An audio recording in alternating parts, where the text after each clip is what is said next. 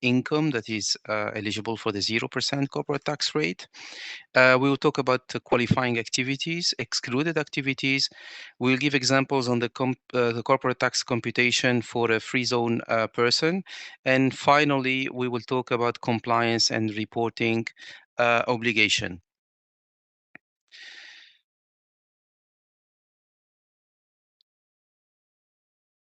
But I think in order to set the stage for the content that we will provide in this presentation, I think it's very important to talk about certain, to put, the framework of the free zone corporate tax regime. And I think it's important to remind you of the UAE corporate tax legal framework. So basically, we have a federal decree law that was issued by the President of the UAE. The federal decree law refers to 8 cabinet decisions, and one of these cabinet decisions is Cabinet Decision 100 of 2023, which is related to determining the qualifying income for a qualifying free zone person. We have also around 20 ministerial decisions. One of these decisions is Ministerial Decision 265, which is also of 2023, which is also related to qualifying activities and excluded activities. We have also a certain number of FTA decisions, and finally we have the FTA corporate tax guides, and up to now the FTA published 20 guides on various corporate tax topics. One of these guides is the guide published around May 2024, which is related to the free zone corporate tax regime. I think it's also important to, remind you of the benefit of being a qualifying free zone person, and what are the main benefit of, the corporate tax regime for a free zone person. So mainly we have the standard corporate tax rules and rates, and basically a taxable person is subject to corporate tax on his taxable income based on the following rates. So 0% up to 375,000, 9% on the taxable income exceeding 375,000. And of course, the corporate tax law provides for various exemption reliefs to a taxable person subject to meeting specific condition. One of these reliefs that was provided by the corporate tax law is the relief for the qualifying free zone person, or the regime for qualifying free zone person. And this regime enables a taxable person operating in a free zone or in a designated zone for distribution activities to benefit from a 0% corporate tax rate only on its qualifying income. And basically, the qualifying income is income derived from certain qualifying activities and transaction. And we will, of course, go through this throughout the presentation. And then the taxable income that is not qualifying income, it will be subject to corporate tax at the rate of 9%, without getting the 0%, on the taxable income up to 375,000, as it is provided for the standard corporate tax rules.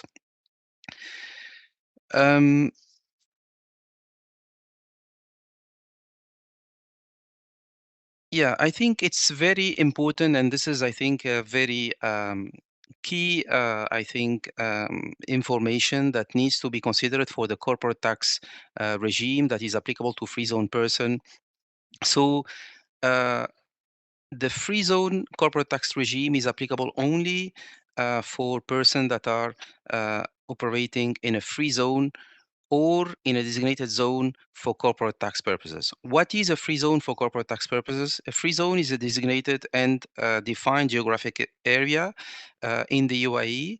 A designated zone is not a designated zone only for VAT, but a designated zone, it should be a zone that is treated as a designated zone for VAT purposes. So basically under Cabinet Decision number 59 of 2017, and also it should be recognized as a free zone for corporate tax purposes.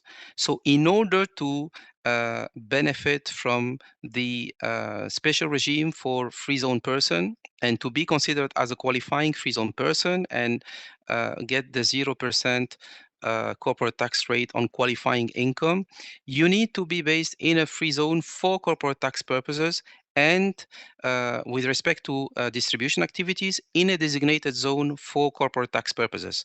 And not all the designated zone are designated zone for corporate tax purposes. So in order, again, to be considered as designated zone for corporate tax purposes, you need to be listed under Cabinet Decision 59 of 2017, which is, of course, providing the list of designated zone for VAT purposes.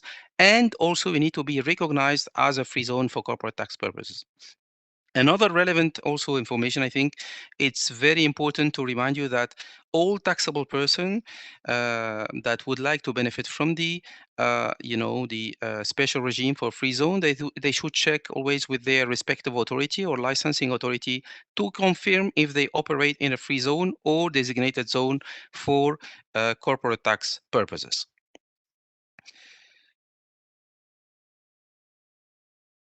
Now, I think it is very important to specify the terminology that we'll be using for the sake of the corporate tax regime for free zone purposes. And this terminology also, it has been clarified and has been also used under the corporate tax guide, which is related to free zone per person. So free zone person is a juridical person that is incorporated, established, or otherwise registered in a free zone, and this includes a foreign or UAE juridical person that have a registered branch in a free zone.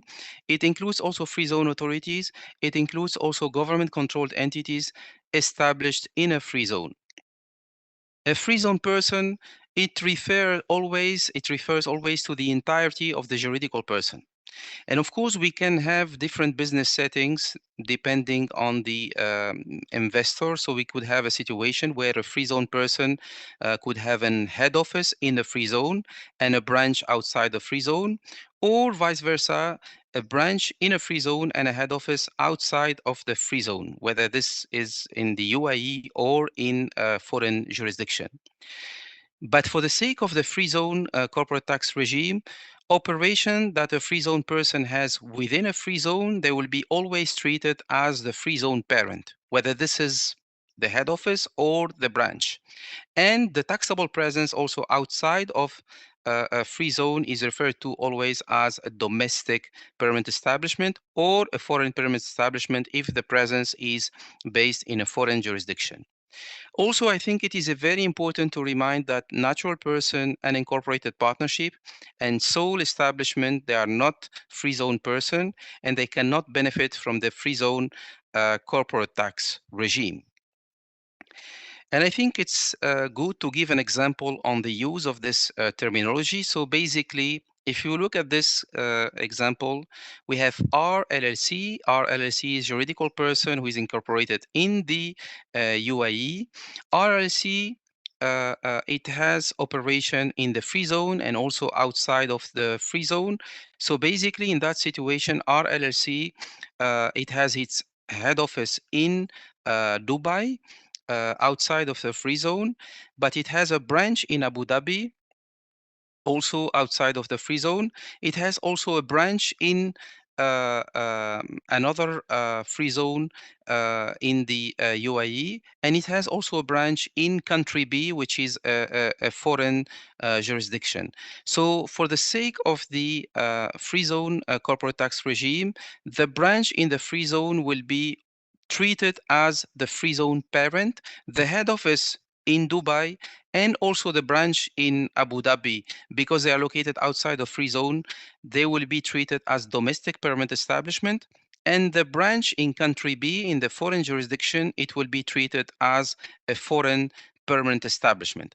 And I think it's extremely important to, for the sake of reading and going through the free zone regime and reading the free zone corporate tax guide to understand and use the correct terminology. And of course, the free zone parent, in that case, it will be eligible for the 0% corporate tax rate only on its qualifying income. And then for the taxable presence outside of the free zone, so basically for the head office in Dubai, the branch in Abu Dhabi, and the foreign branch in country B, a 9% tax rate will be applicable unless there is an exemption that is applicable under the other corporate tax rules.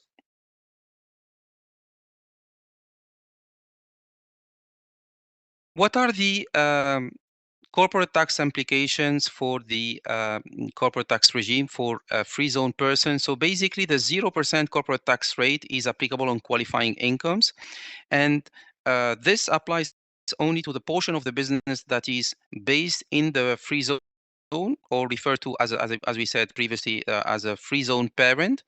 The 0% corporate tax rate, it would not apply to the domestic permanent establishment or to the foreign permanent establishment, and those will be subject to the 9% corporate tax rate on all the taxable income attributable to the domestic PE or to the foreign PE.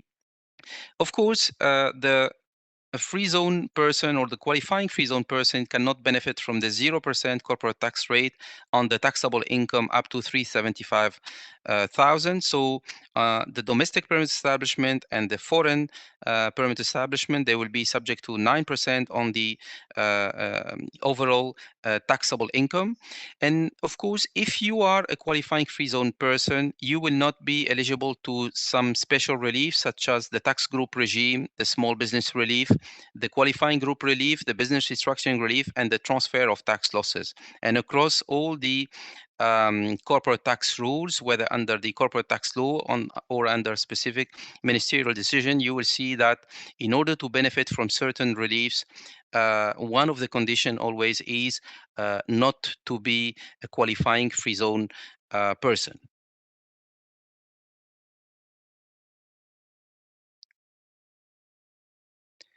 So now let's have a look on what is a qualifying income. And of course, the qualifying income is the income that is eligible for the 0% corporate tax rate.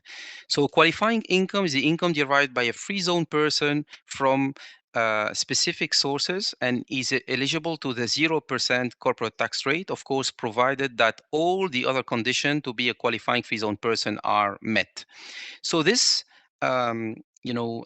qualifying income, it includes income from transaction with of the free zone person with other free zone person that are the beneficial recipient, and subject to condition that these transactions are not related to excluded activities. So in that case, we have transaction between a free zone person with other free zone person, but the requirement is that that free zone person recipient of the services or goods should be the beneficial recipients, and also that the activity should not be considered as excluded activities. And we will talk later on what about the excluded activities. The second component of the qualifying income is income from transaction related to qualifying activity that are not excluded activities. And in that case, we are talking about transaction with all person, non-free zone person, whether they are based in the UAE or outside the UAE. We have also income from ownership or exploitation of qualifying intellectual property. And of course, we have any other income provided that the de minimis requirement is met. And we will talk about the de minimis requirement at a later stage. So these are the key four components of what could constitute a qualifying income that is eligible for the 0% under the corporate tax rules for free zone person. If we try to look at the other elements of the taxable income, so we have the qualifying income 0%. We have also, for a qualifying free zone person, some types of income that are taxable at the rate of 9%, and this of course covers taxable income that is not a qualifying income. And the income from the following sources, of course, it will not give rise to qualifying income, and it will be included in the computation of a taxable income that is subject to 9%, unless, of course, there is another exemption that is applicable under the corporate tax rule. So first of all, we have the income that is attributable to a domestic permanent establishment. We have also income attributable to a foreign permanent establishment. We have income from the immovable property other than commercial property in a free zone when the transaction is with a free zone person that is the beneficial recipient. We have also income from intellectual property other than qualifying income from qualifying intellectual properties.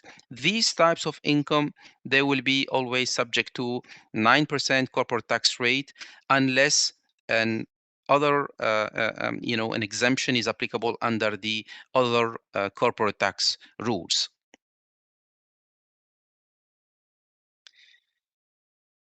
I think now we can look at the condition to be a qualifying free zone person.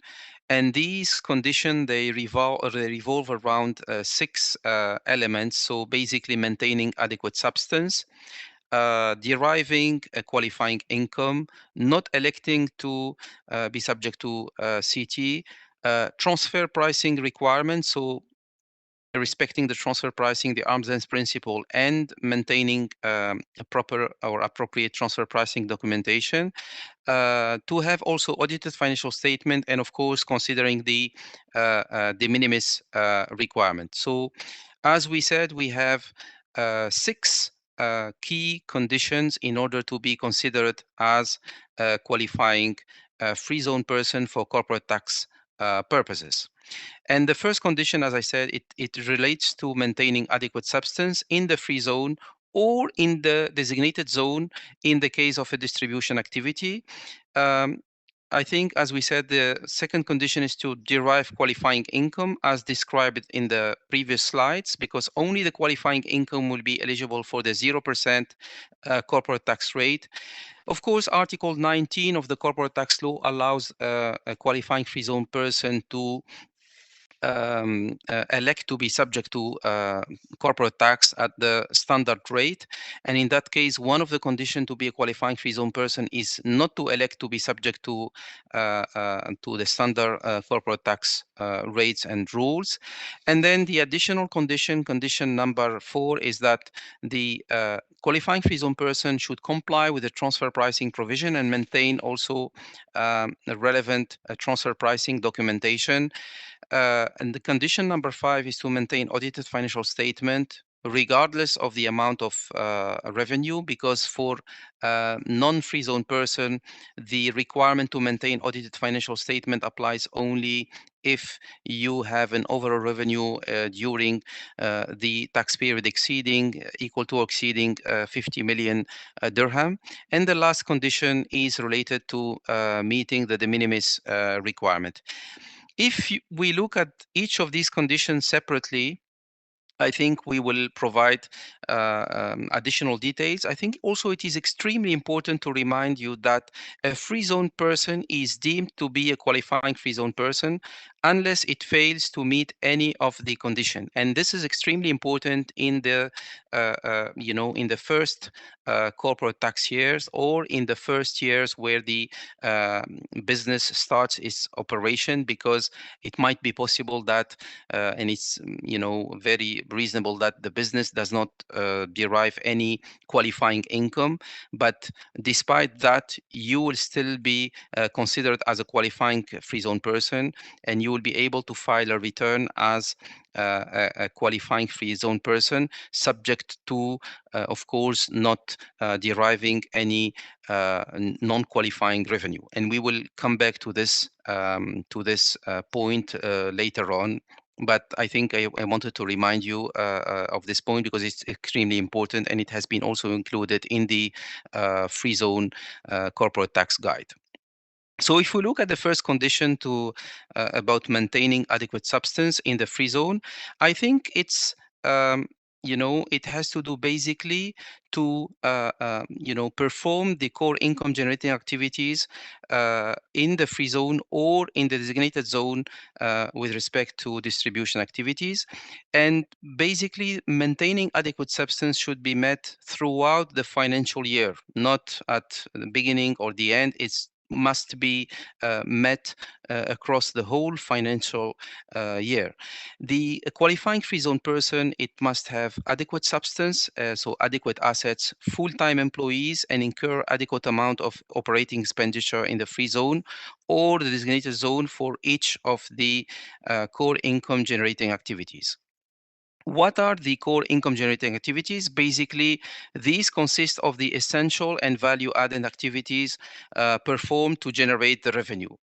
And of course, the core income generating activity that may vary according to the specific activity performed by the qualifying free zone person. So basically, a free zone person, it must ensure that there is a sufficient number of full-time employees and that this number is in line or aligned with the nature and the size of the activity carried out. In some cases, also, it might be, of course, reasonable that one employee is performing multiple activities. And of course, separate substance, we should remind you that in general, separate substance is required for each core income generating activities, so that one employee or the same employee cannot be counted double for different core income generating activities. An example, if a free zone person performs manufacturing and treasury activities, an employee who oversees the treasury activity, he cannot be also considered and counted as a substance for the purpose of the manufacturing activity.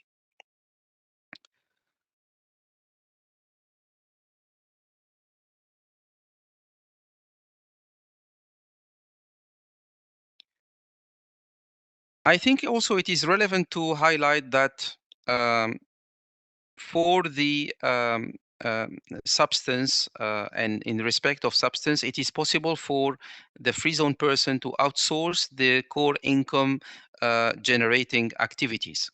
And then basically the SIGA, they could be outsourced to other person located in the free zone or in designated zone for distribution activities. So it is possible to outsource SIGA subject to the requirement that the person to whom you outsource is also a free zone person located in a free zone or a designated zone for corporate tax purposes. And if the free zone person outsources the core income generating activity to another person, that activity, it will be considered as if it is performed by the free zone person itself. However, the outsourcing is subject to a condition. So basically, there should be an adequate supervision of the outsourced activities. And basically, in order to assess whether there is an adequate supervision, we need to see that the qualifying free zone person, he has put mechanism and means to oversee, to observe, to assess, and to instruct, and provide guidance on the deliverable by the person to whom the SIGA has been outsourced. Also, outsourcing is possible for R&D, for research and development, for qualifying intellectual property. So for research and development relating to the development of qualifying intellectual property, also the outsourcing is possible. And this could be done to any person in the UAE or to a person outside the UAE, subject to the requirement that this person outside the UAE is not a related party. And of course, and as for the outsourcing for other free zone person, the outsourcing should be subject to the requirement of the adequate supervision. I think we can go to the an example. So the example, it has to do with substance in a designated zone for a distribution activity. So if we look at this example, we can see that we have PLLC, which is a free zone person, which is based in a designated zone. And, it performed its core income generating activity in the designated zone. PLLC has 500 employees, of which 20, they work in the designated zone. And these 20 employees, they perform the core and central operation of the PLLC. And we have 480 other employees who perform delivery activities outside the designated zone. And basically, also in that example, the activity of the 480 employees, they are performing activity related to the delivery outside the designated zone. And this contribute to the income of LLC. The activity performed by these 480 employees would not be considered as SIGA in case they involve only routine delivery, execution, and they do not relate, relate directly to the the generation of sales or generation of revenues. The 20 employees working in the designated zone, they could be sufficient to perform the SIGA and meet the substance criteria. And of course, and again, I think this needs to be determined and assessed on a case-by-case basis, and to take into consideration the relevant facts and circumstances related to each free zone person. We can look at another example. So the example, it has to do with a free zone person with a warehouse that is located in a designated zone.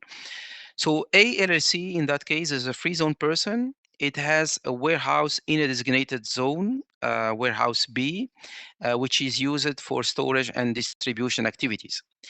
A LLC has its registered office and employees in a free zone that is not a designated zone, but the warehouse is located in the designated zone. The SIGA in relation to the qualifying activity of distribution, it must be performed from a designated zone, and that is not only a free zone. And then in that case, as ALLC is not performing the SIGA in the designated zone, it would not meet the requirement to have adequate substance in the designated zone, even though it has a warehouse in the designated zone. So basically, in order to consider that, ALLC would have, the required substance in designated zone, the employees that are performing the core income generating activity, they should be located also in designated zone and not only in a free zone for corporate tax purposes. And again, I think it's very important to remind you that when we talk across the presentation, and of course across the corporate tax guide on free zone, when we are talking about free zone or designated zone, we are always talking about a free zone or designated zone for corporate tax purposes. As I mentioned in the first slide that was covered under this presentation.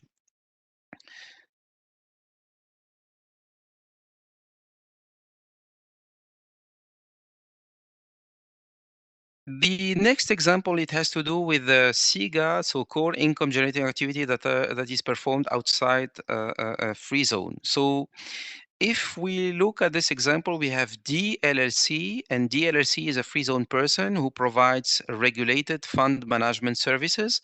DLLC is wholly owned subsidiary of SLLC, which is based in a foreign country, country S.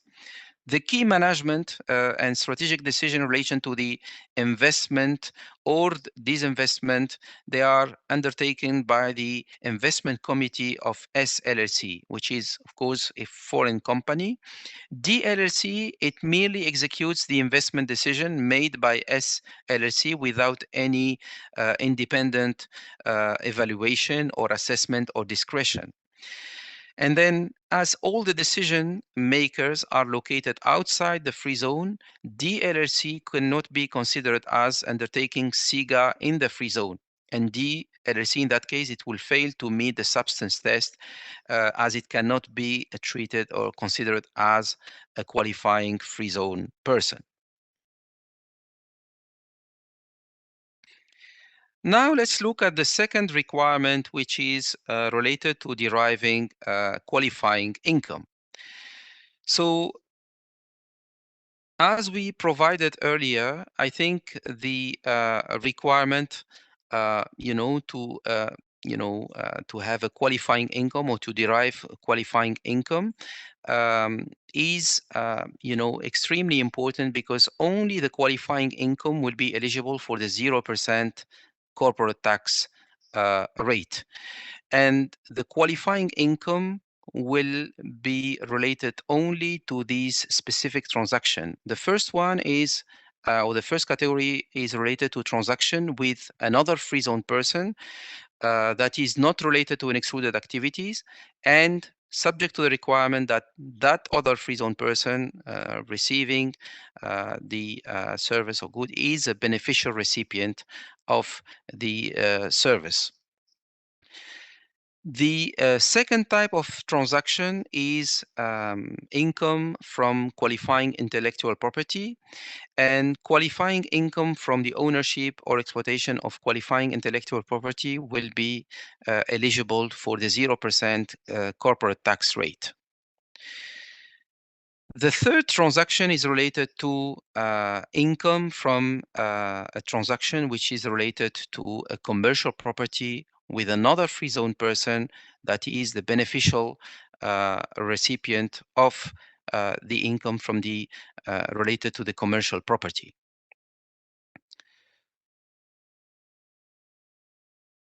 And then, of course, we have a transaction with non-free zone person.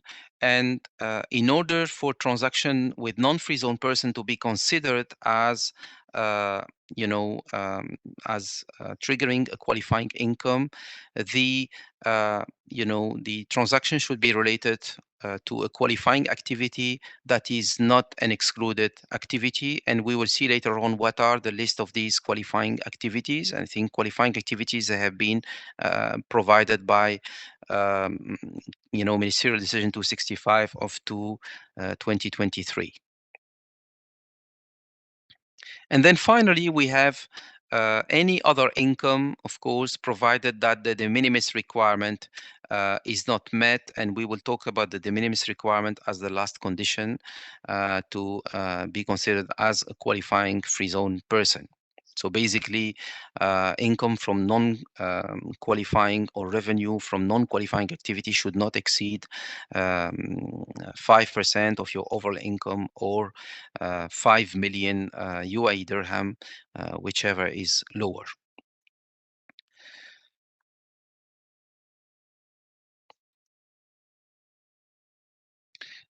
Now, this is the element, or this is the the information that I wanted to communicate. So basically, a free zone person that does not earn any qualifying income in a tax period because it has not started to derive revenue, it will not be disqualified from being a qualifying free zone person, provided it does not derive any non-qualifying revenue, and that it complies with all the other conditions to be a qualifying free zone person. And of course, this was meant to consider the position of businesses starting their operation specifically in 2024, 2025, or businesses that started their operation in 2023 or 2022, and they are just in preparatory phase, and they didn't start effectively their exploitation. So basically, let's look at this example to explain better this idea. So we have SLLC, which is a free zone person. SLLC is incorporated on 1st of January 2024 to manufacture environmentally friendly products, which is a qualifying activity as a manufacturing activity. LLC, it follows the Gregorian calendar year as a tax period. And throughout 2024 and 2025 tax period, SLLC remains in the preparatory phase, purchasing equipment, hiring staff, finalizing its products, and it did not realize any revenue, even though it is incurring expenditure during the preparatory phase. And in that case, merely because SLLC did not earn any qualifying income during 2025 and 2024 tax period, as there is no revenue and there are no business operation, this will not automatically disqualify SLLC from being a qualifying free zone person. So SLLC can retain its qualifying free zone person status for 2024 and 2025 tax period. And of course, it may file its tax return as a qualifying free zone person for 2024 and 2025. However, of course, because there is no income, basically there will be no qualifying income that is eligible for the 0% corporate tax rate. But the benefit in that case is that, of course, because SLLC will not be disqualified, it will avoid being kicked out of the qualifying free zone person regime for the year, for example, 2024 and the 4 following years, because we know, and we will see this at a later stage, that if a qualifying free zone person does not respect one of the condition in a specific tax period, one of the condition to be a qualifying free zone person, it will be kicked outside of the regime for that specific period in which it did not respect any of the condition, and also the 4 following tax period. So this is, I think, in terms of flexibility, it provides a lot of flexibility, and it try to attempt to safeguard the qualifying free zone person status, considering the position of starting up businesses.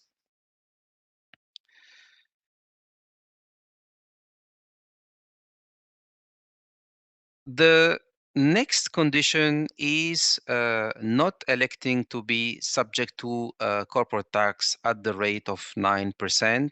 And as you may know, Article 18 provides that a free zone person, it must not elect to be subject to the standard corporate tax rules and rate.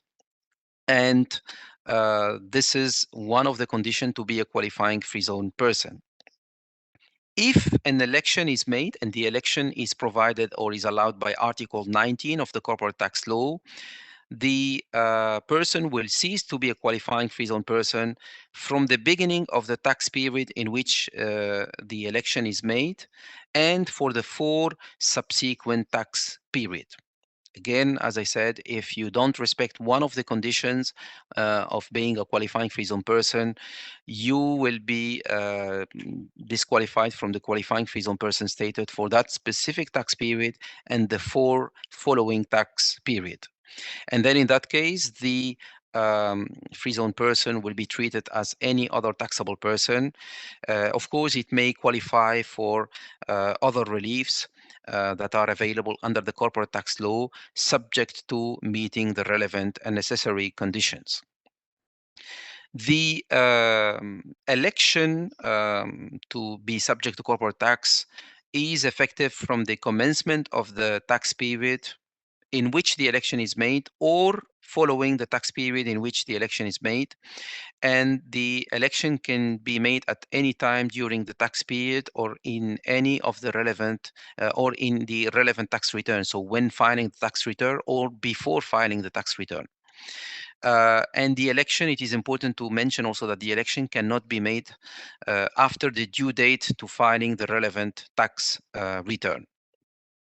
It is also very important to highlight that with respect to tax groups, if a qualifying free zone person makes an application to form a tax group with other entities that satisfy the requirement to be to form a tax group, or to be part of a tax group, it will be deemed to have elected to be subject to corporate tax. And this is due to the reason that under Article 40 of the corporate tax law, one of the requirements to form a tax group is that the member of the tax group should not be qualifying free zone person. So if an election or if an application is submitted to form a tax group, it will be deemed as or it will be considered as an election to be subject to corporate tax.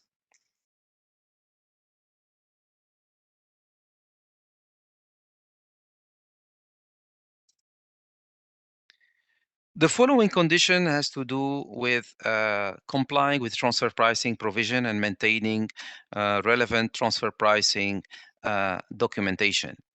So basically, a free zone person must comply with the arm's length principle for transaction with related parties and for arrangement between a free zone person and its domestic or foreign permit establishment. The profit or losses, they should be aligned with the function performed, asset used, and risk assumed by the free zone parent and its domestic or foreign permanent establishment, or of course, the related parties to the free zone person.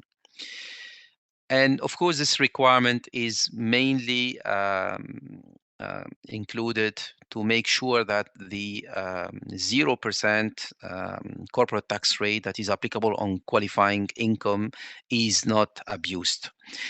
Of course, in addition to complying with the arm's length principle, the free zone person needs also to maintain documentation in order to demonstrate that the arm's length nature of the transaction is safeguarded.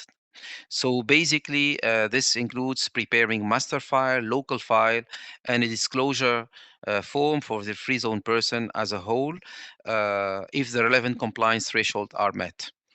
And where a free zone person has income that is subject to 9% corporate tax rate, for example, income attributable to its domestic or foreign permanent establishment, it should be able to demonstrate how the profits that are attributable to the free zone parent are aligned or proportional with the relative function performed, asset used, and risk assumed, and reflect an arm's length share of the overall operating profit at the level of the free zone parent, and also, the taxable presence outside of the free zone.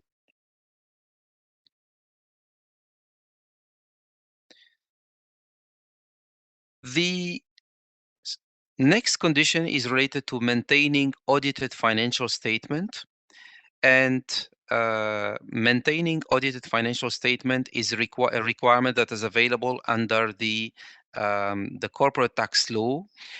So basically, a qualifying free zone person must maintain audited financial statement as a condition to be eligible for the 0% corporate tax rate on qualifying income.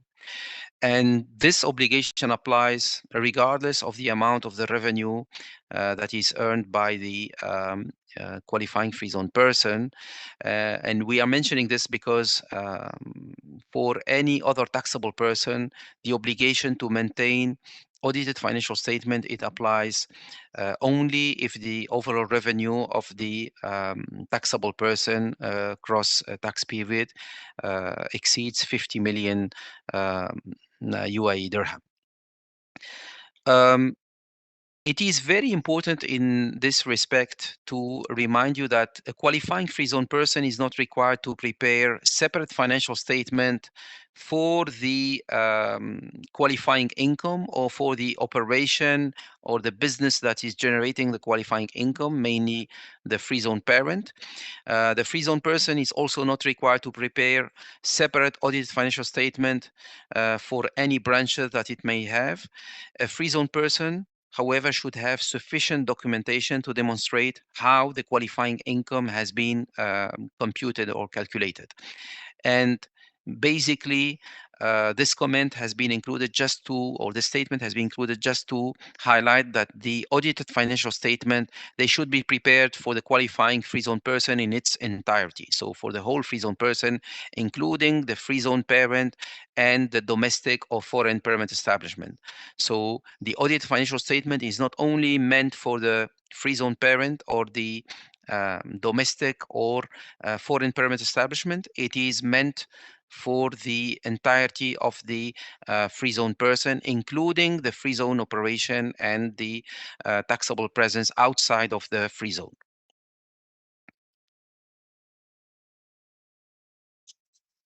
I think now we can talk about the last requirement, requirement number 6, which is meeting the de minimis, condition. And basically, the de minimis requirement, it is met if a free zone person non-qualifying revenue does not exceed the lower of 5 million dirham or 5% of his total revenue. So the total revenue is all the revenue that is derived by a qualifying free zone person in a tax period. The non-qualifying revenue in a tax period is a revenue derived from excluded activities, or revenue derived from transaction with a non-free zone person that are not in relation to qualifying activities, or transaction with a free zone person where that free zone person recipient is not considered as the beneficial recipient. The revenue that are excluded from the non-qualifying revenue and total revenue, basically, they include revenue attributable to a domestic or foreign permit establishment, revenue from transaction in relation to commercial property located in a free zone, other than commercial property transaction with a free zone person, and revenue from the ownership or exploitation of intellectual property, other than revenue relating to qualifying income from qualifying intellectual property. And basically, we see here that these revenue that are excluded are the revenue that are in general subject to the standard rate of 9%. So all the revenue that are not eligible to the 0% corporate tax rate, they will be excluded from the non-qualifying revenue and the total revenue.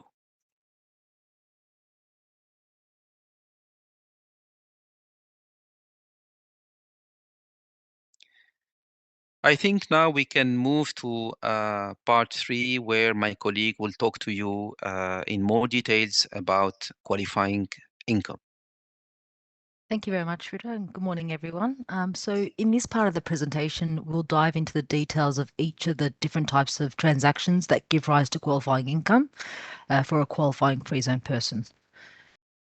So as shown on this slide, we'll go through what is qualifying income. So the qualifying income has been listed in Article 3 of Cabinet Decision number 100 of 2023 and is income derived by a qualifying free zone person from the following transactions. And that income is going to be subject to the 0% corporate tax rate. So I'll go into each of these transactions in greater detail over the following slides. But just to give you a high level summary of it. So the first category is transactions with another free zone person that is not related to an excluded activity, and that free zone person is the beneficial recipient. Then we have qualifying intellectual property transactions, transactions from immovable property, where it's in relation to commercial property with another free zone person, and that free zone person is the beneficial recipient. Then we have transactions with non-free zone persons in relation to qualifying activities that are not excluded activities. And then finally, we have any other income, provided that the de minimis requirements, which Rita just went through, are met. So as we go through the details, so the first type of transaction that we'll look at is transactions that give rise to qualifying income from transactions with other free zones persons, except for income derived from excluded activities. So the key condition for this activity is that the free zone person must be the beneficial recipient of the relevant services or goods. So essentially, for this type of transaction to be qualifying income, it must meet 3 conditions. So firstly, the transaction must be with another free zone person. So as previously explained, this simply means that it must be another entity that is a juridical person, incorporated, established, or otherwise registered in the free zone. So this does include free zone authorities, government-controlled entities, established in a free zone, and foreign or UAE juridical persons that have a registered branch in a free zone. And just to point out here that it does not include transactions with natural persons or unincorporated partnerships or sole establishments, because they are not considered to be free zone persons. Secondly, the free zone person must be the beneficial recipient of those services and the goods. And I'll explain what that is in a little bit. And then finally, the transaction cannot be in relation to an excluded activity, which we'll cover in detail further in the presentation. So how do we determine if a free zone person is the beneficial recipient? The beneficial recipient in a transaction is the person who has the right to use and enjoy the goods or services and does not have a contractual or legal obligation to supply such goods or services to another person. And so we'll go through a few examples to demonstrate this principle, but I just want to highlight maybe 2 scenarios where the free zone person would not be the beneficial recipient. So firstly, to be considered a beneficial recipient, the goods or services must be for the use by the free zone parent entity and not by a domestic or foreign permanent establishment. So it's important here to consider who is actually receiving the goods or the services in that scenario. And then secondly, if a recipient is acting as an agent, so as a conduit or an intermediary for a third party, and that includes for a related party, the beneficial recipient of that transaction is the third party and not the agent. So now I'll just go through a few examples. So here to illustrate the beneficial recipient concept, the key thing here in this example is to determine who the beneficial recipient is in the transaction and to look at all the parties involved as well as what has been agreed to be supplied by each of the parties. So in this example here, C LLC is a free zone person and they provide legal services to R LLC, who is a non-free zone person. So RLLC wants some legal analysis in relation to a certain law and wants that advice provided in Mandarin. So CLLC performs the legal analysis and they prepare the main deliverable for the client that's required by them.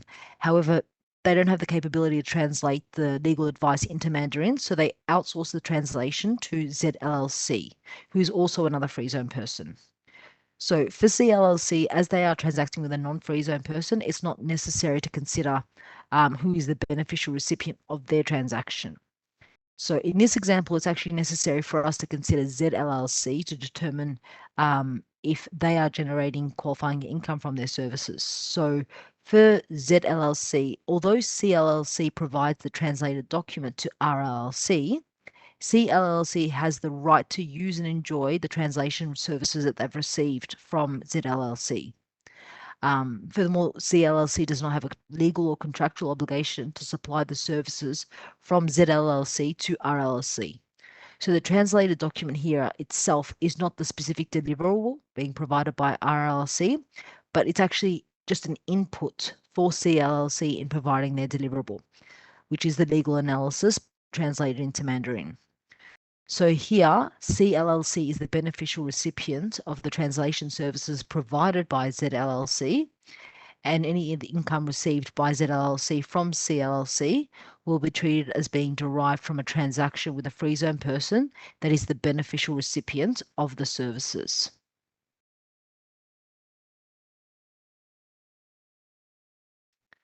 So in this second example, I'll demonstrate the concept of beneficial recipient when a free zone parent has a domestic permanent establishment. So for the purposes of determining whether a free zone person is a beneficial recipient, the services or goods must be used by the free zone parent and not a domestic or a foreign permanent establishment. So in this example here, A LLC, who is a free zone person, provides catering services to other free zone persons. ALC has a contract with B LLC, another free zone person, for catering services, and B LLC is the one who makes the payment for any of the services. So B LLC also has a branch outside the free zone in the UAE, so that's considered to be a domestic permanent establishment.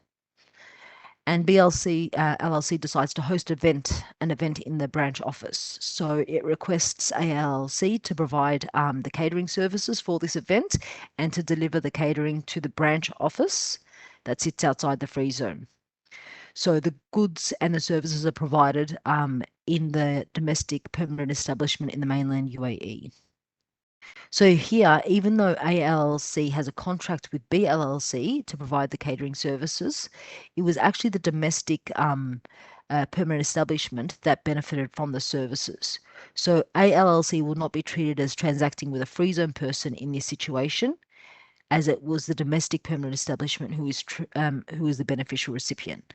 So here the domestic permanent establishment of a free zone person is treated as a non-free zone person, and therefore any of the income that was received by ALLC from BLLC is not qualifying income. Next, I'll move on to another type of qualifying income. So that's qualifying income from the ownership or exploitation of qualifying intellectual property. So what is qualifying intellectual property? So qualifying intellectual property includes patents, copyrighted software, and legally protected rights equivalent to patents that are subject to similar approval and registration requirements. So here, qualifying intellectual property does not include any marketing related intellectual property, so things like trademarks. So for income to be considered as qualifying, it must be directly connected to qualifying expenditures. So for a free zone person to benefit from the 0% corporate tax rate on income arising from qualifying intellectual property, there must be a direct connection or a nexus between the income that's been derived from the qualifying intellectual property and the qualifying expenditures that the qualifying free zone person incurs to generate that income. So it's really important that we try to make the connection here between the expenditures and the income. So the fundamental principle underlying the nexus approach is that the qualifying income only arises to the extent that the qualifying free zone person itself has incurred the R&D expenditure that contributed to the qualifying intellectual property. So either directly or indirectly by outsourcing such activities to another person other than a related party outside the UAE. Another thing to note here is that the qualifying income arises only on the proportion of expenditures incurred by the qualifying free zone person that are directly related to the development activities. So at the bottom of the screen there, you can see a formula. So in order to determine the qualifying income from qualifying intellectual property, Article 4 of Ministerial Decision number 265 of 2023 provided this formula. So really the formula to calculate qualifying income is you've got to look at the qualifying expenditures plus your uplift expenditures, and then you divide that by your overall expenditures, and then you multiply that amount by the overall income. So I'll explain each of those elements of the formula in the next slide.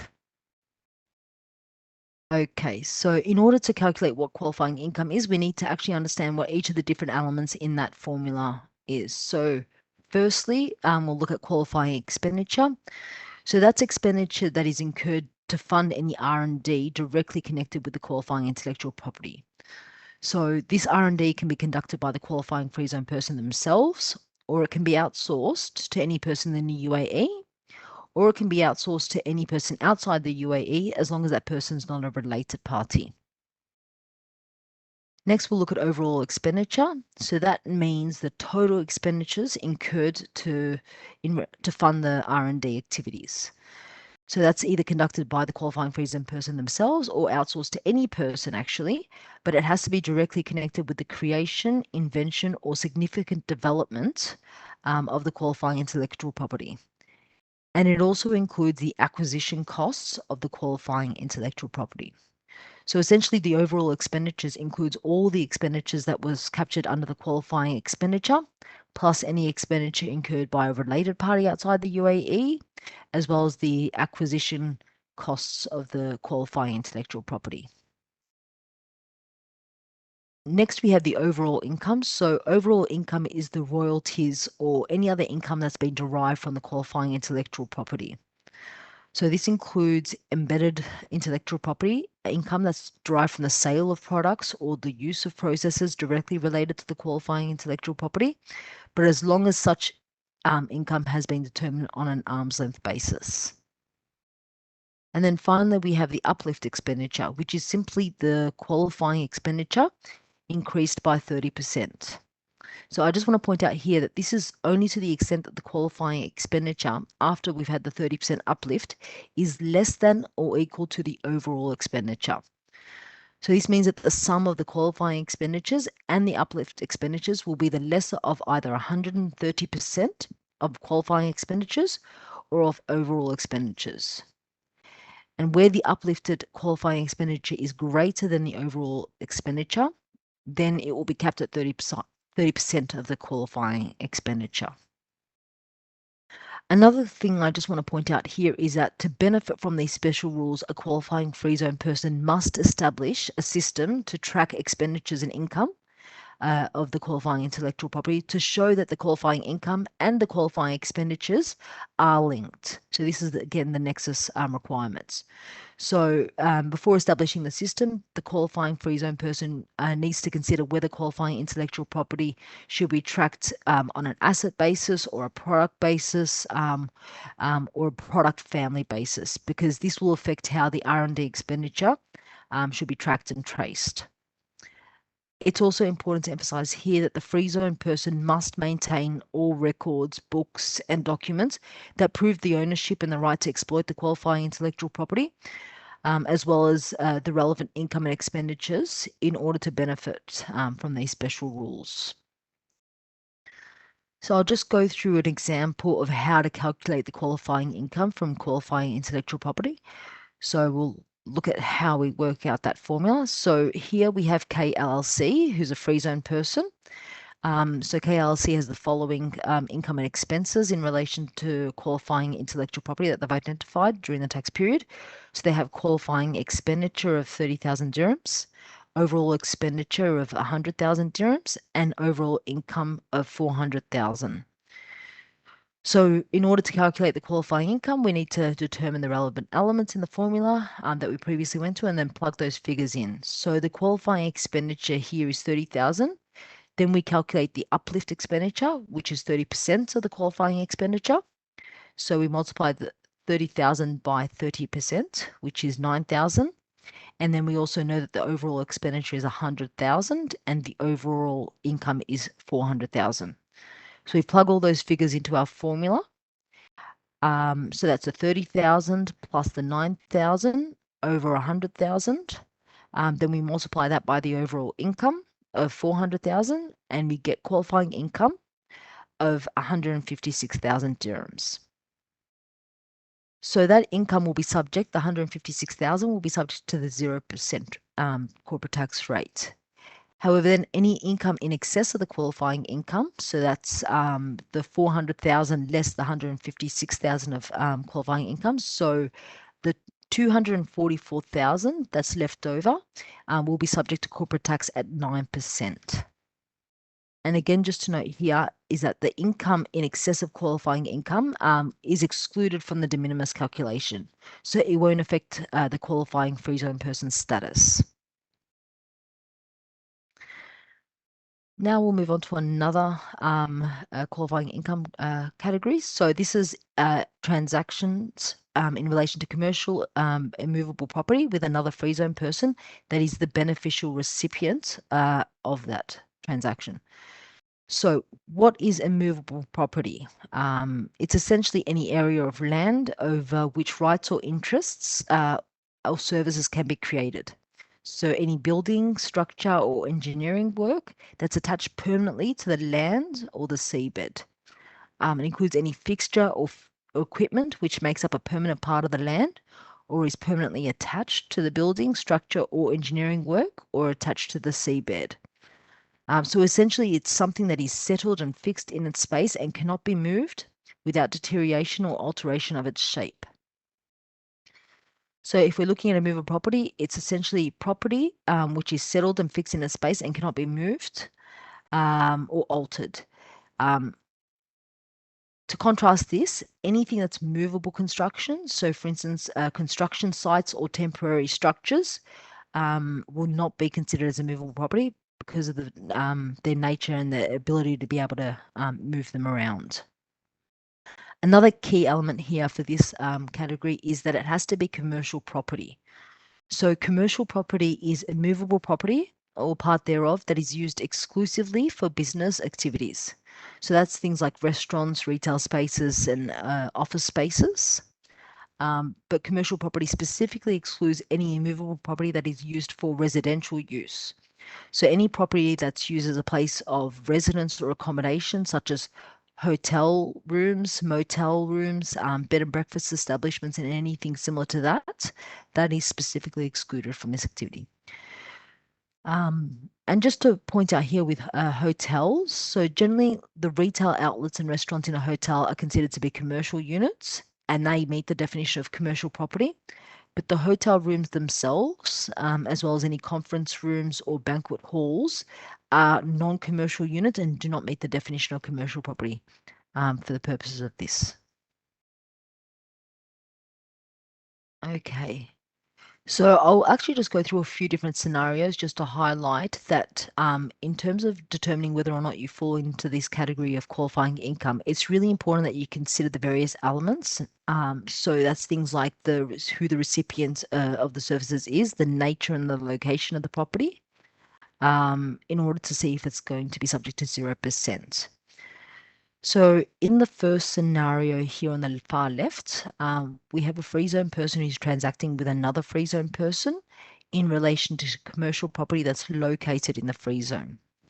So this transaction and that free zone person, sorry, is also the beneficial recipient.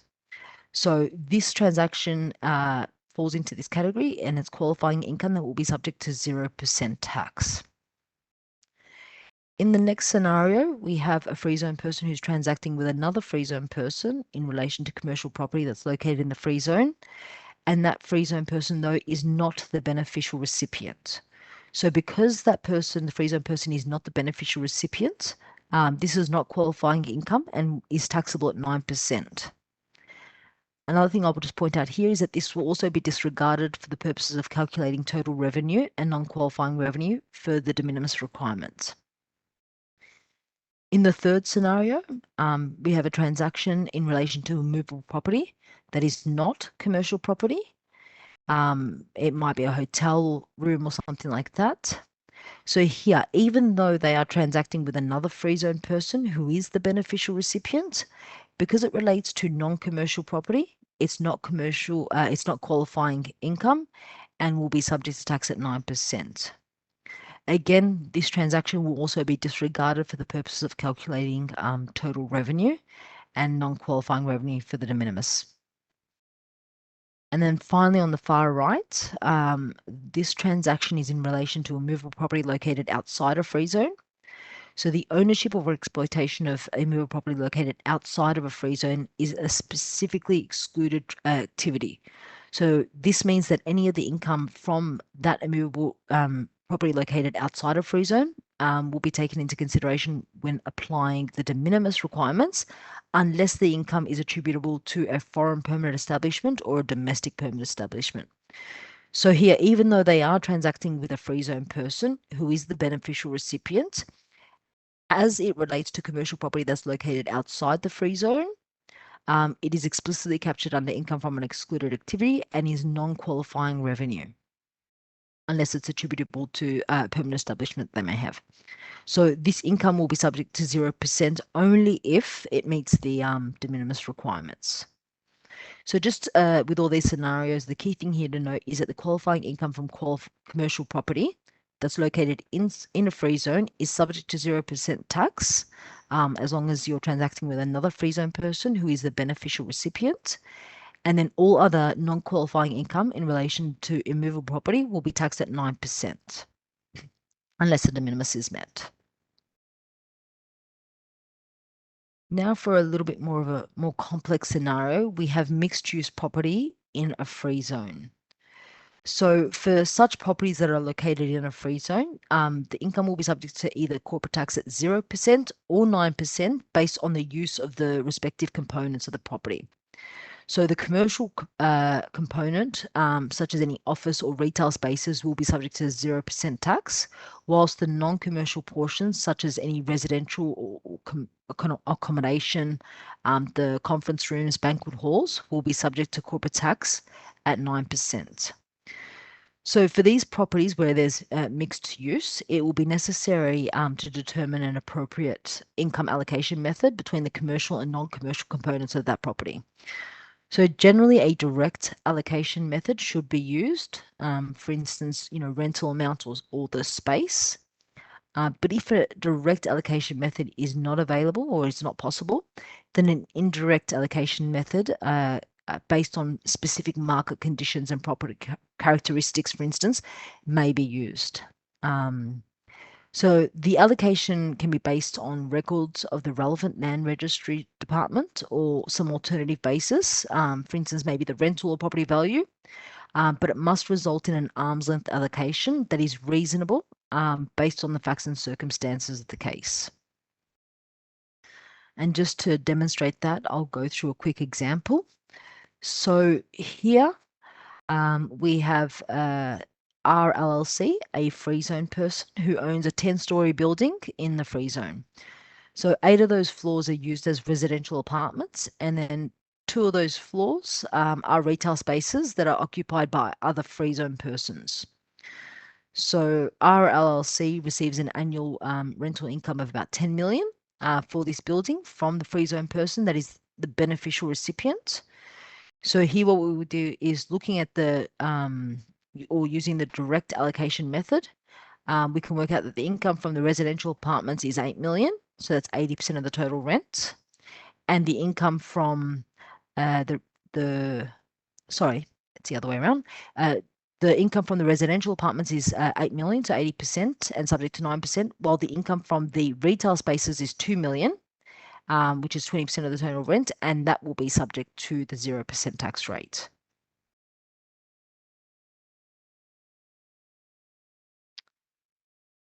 The next type of qualifying income that I'll go through is just transactions with non-free zone persons in relation to qualifying activities that are not excluded activities. So we'll actually go through what a qualifying activity is and what an excluded activity is in a lot more detail later on in the presentation.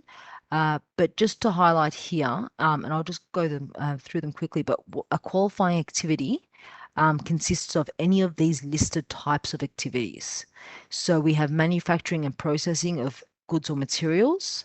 So that's generally something that's a capital intensive industry. Holding of shares in other securities, so by way of investment or as a security, ownership, management and operation of ships, reinsurance, fund management and wealth investment management that are subject to regulatory oversight, headquarter and treasury and financing services provided to related parties, financing and leasing of aircraft, distribution of goods or materials in or from a designated zone, to a customer that resells or processes or alters such goods or materials or parts thereof for the purposes of sale or resale. Then we also have logistics services, which is generally storage and transportation of goods or materials on behalf of another person without taking title of the goods or material from that other person. And then finally, any ancillary activities to those that I just listed will also be considered as a qualifying activity. And so just to stress here, an activity is considered to be ancillary if it's necessary for the performance of the main activity or makes a minor contribution to it and is so closely related to the main activity that it will be treated as ancillary to that qualifying activity.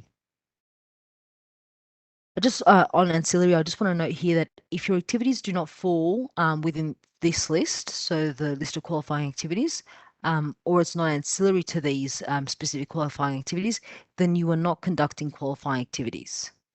So where you are conducting one of the activities in the list, these activities will qualify for the 0% tax rate. But where you aren't, then you fall under the normal regime. And additionally, any other income that you generate may qualify for the 0% tax rate if the de minimis requirements are met. And then the final category that you have is any other income, provided that the de minimis requirements met. So Rita went through what the de minimis requirements were. And the whole purpose of this is to preserve the integrity of the 0% corporate tax rate on qualifying income. So where a free zone person derives income that is outside the intended scope of the rules, the free zone rules, generally it will lose its status as a qualifying free zone person unless it satisfies the de minimis requirements. So the de minimis requirements really allow a free zone person to derive an immaterial amount of income from excluded activities or other non-qualifying sources, so non-qualifying revenue, without affecting its ability to be a free zone person.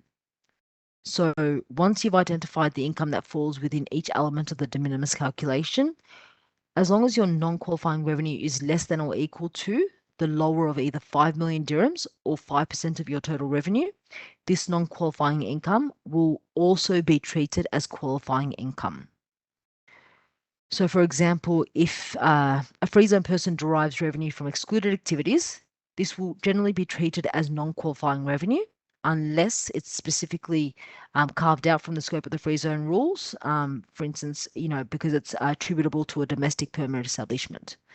And such non-qualifying revenue, however, may be treated as qualifying income and benefit from the 0% corporate tax rate as long as the free zone person meets the de minimis requirements. So I'll now pass on to Ruda.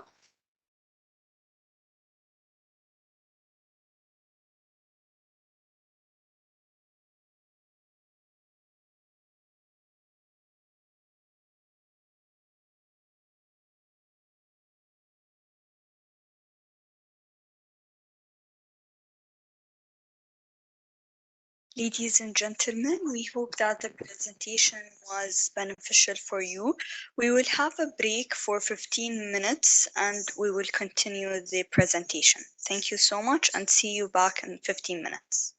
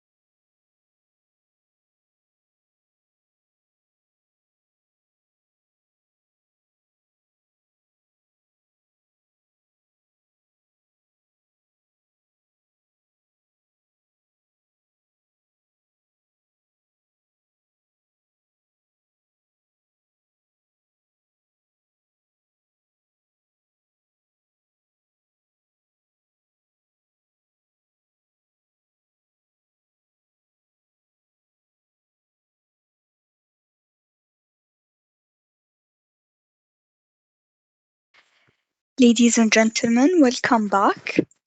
We now move on to the second part of our session for today as we welcome back our speakers again, where I'll hand over to Juliana Candido to continue the presentation.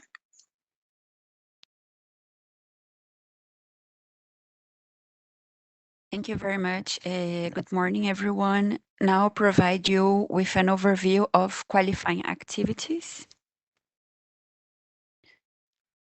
So as my colleague explained, qualifying activities refer to the types of transactions from which a qualifying free zone person can benefit from the 0% corporate tax, even when transacting to non-free zone persons. The scope of each qualifying activity should be understood in the context of the meaning set out in the Ministerial Decision 265 of 2023. The scope should also take into account how the relevant term is understood in a conventional business practice and encompasses all processes that form a natural and integral part of a coherent business. And there are 13 qualifying activities contemplated in the Ministerial Decision. And also, one important point to bear in mind is that transactions with natural persons are considered excluded activities for the purpose of the free zone regime, except in relation to ownership, management, and operation of ships, fund, wealth, and investment management, and financing and leasing of aircraft. These are the only qualifying activities where transactions with natural persons are permitted in order to generate qualifying income.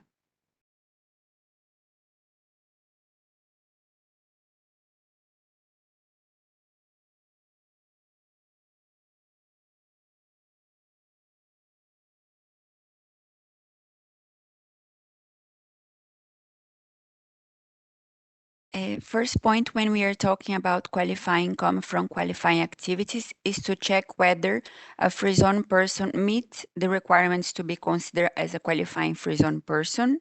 So all qualifying activities will benefit from 0% if those conditions are met. In the case of qualifying activities that are not excluded activities, the qualifying free zone person may transact with other free zone persons, UAE or foreign juridical persons, or domestic and foreigner permanent establishments. And as I mentioned, there are 3 types of qualifying activities that in those cases, transactions with natural persons may also benefit from 0%.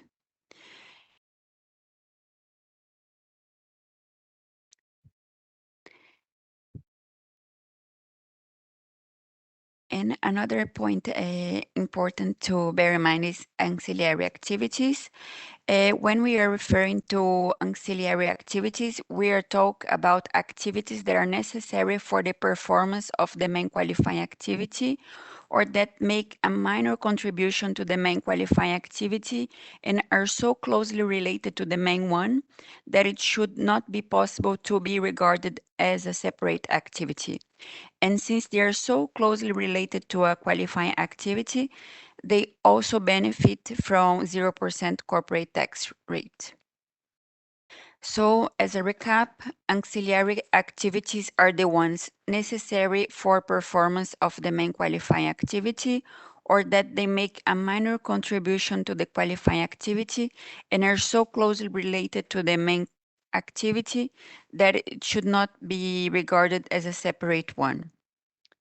So when we are analyzing whether the activity naturally and integrally complement the main business, we are evaluating this in the context of the nature of a specific qualifying activity. So this should be analysis made on a case-by-case basis. So there is not a prescribed list of what are all the ancillary activities.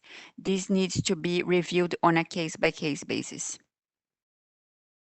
And they must form a natural integral part of the main qualifying activity. So because of this, an ancillary activity conducted on a standalone basis would not qualify as a qualifying activity.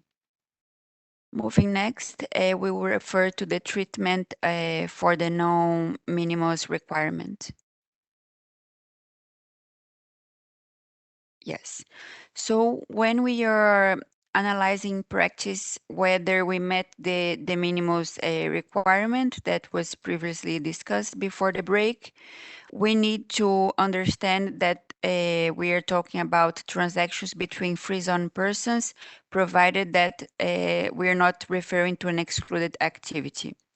So when we are determining when a qualifying activity and the associated ancillary activities end, and when a potentially and separate non-qualifying activity starts, we need to determine qualifying and non-qualifying revenue for the purpose of qualifying for the de minimis requirements. And based on this de minimis requirements analysis, we'll assess whether a free zone person can be considered as a qualifying free zone person or not. In the case of revenue attributable to or derived from a qualifying activity, we add this revenue to the total revenue of the free zone person.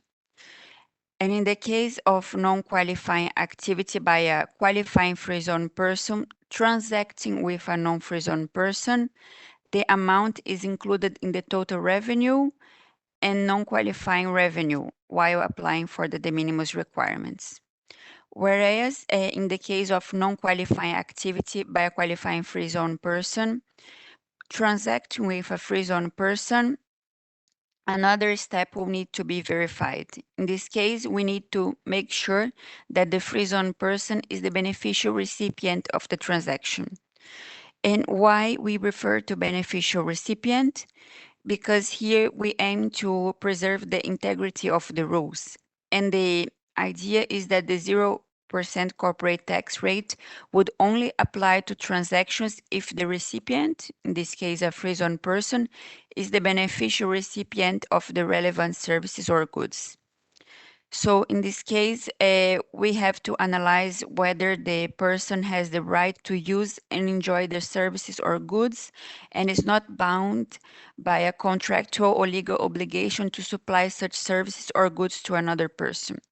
So in this case, when assessing whether a free zone person is the beneficial recipient, we need to check whether the services or goods must be for use by the free zone parentee, whether the recipient is acting as a conduit or intermediary for a third party, and the beneficial recipient of the transaction is the third party and not the conduit or the intermediary. So in this case, if the free zone person is the recipient, the transaction is included in the total revenue, but excluded from the non-qualifying revenue when applying for the de minimis requirements. So as you can see, in the case of a beneficial recipient, the amount of those transactions won't be included in non-qualifying revenue, and it won't be considered for the purpose of the de minimis requirements. So now we are moving to specific qualifying activities.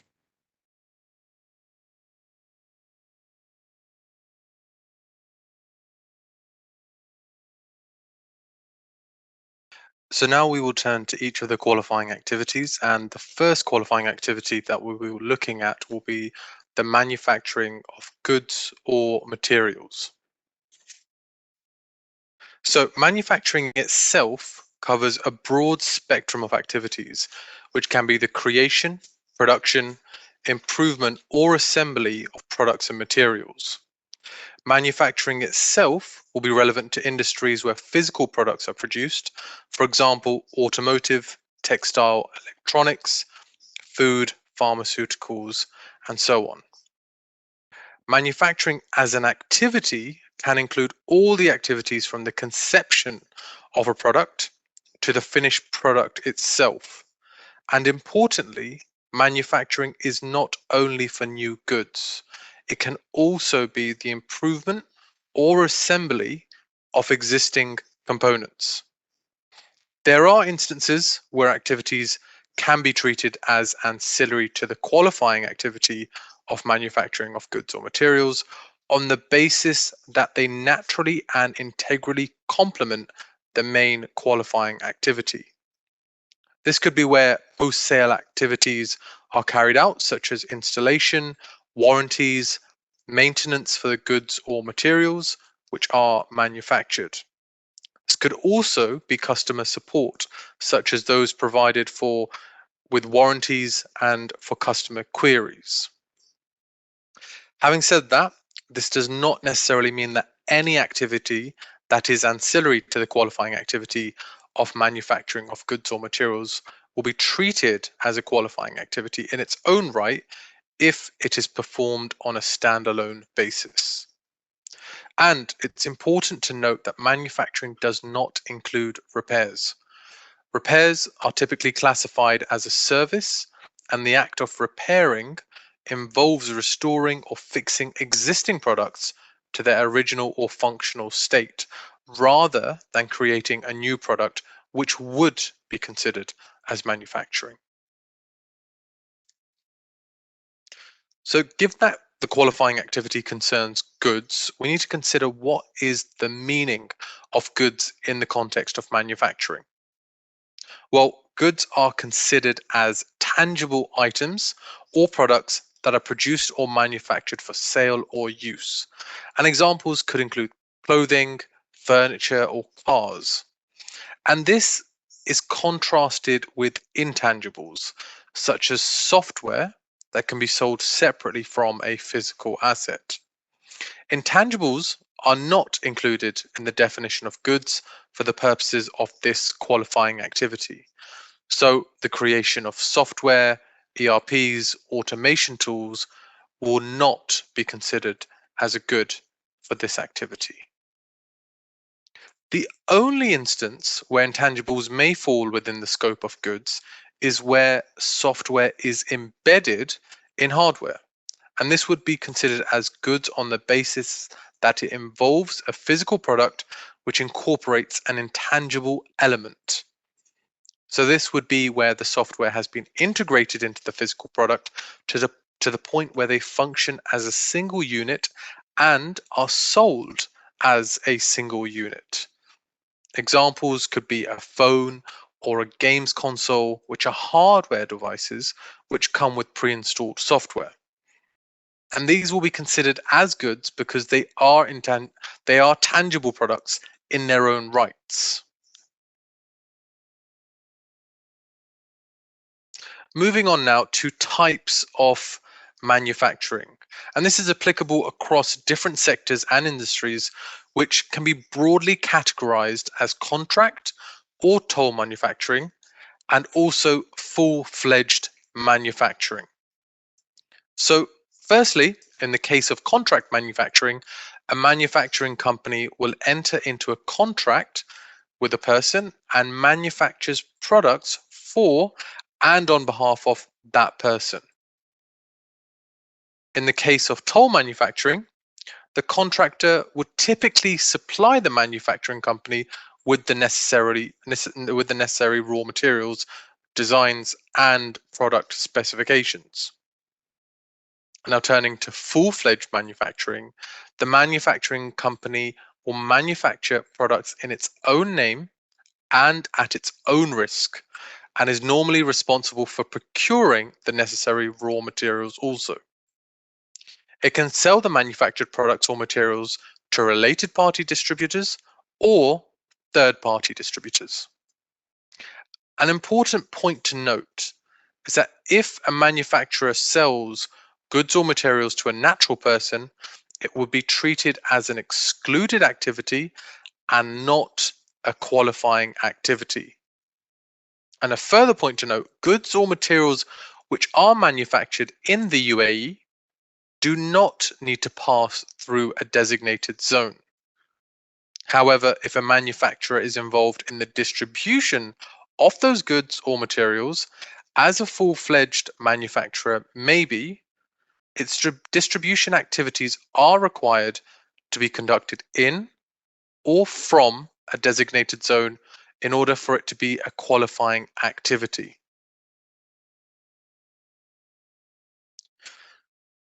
Now let's turn to an example on the manufacturing of goods or materials. So in this example, we have CLLC, a free zone person. And CLLC is a full-fledged manufacturer who also does toll manufacturing.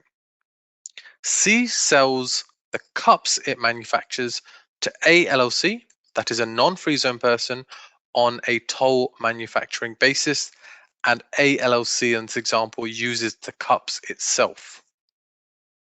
The second customer is R LLC, who is a distributor and resells the cups to third parties. And the third customer is Mr. H, who is a natural person. For the cups manufactured for A LLC on a toll manufacturer basis, it will be considered as a qualifying activity. For the cups manufactured for R LLC on a full-fledged manufacturer basis, it will be a qualifying activity also, as it is sold to a third-party distributor. However, the cups manufactured here for Mr. H for a natural person will be considered as an excluded activity on the basis that Mr. H is a natural person.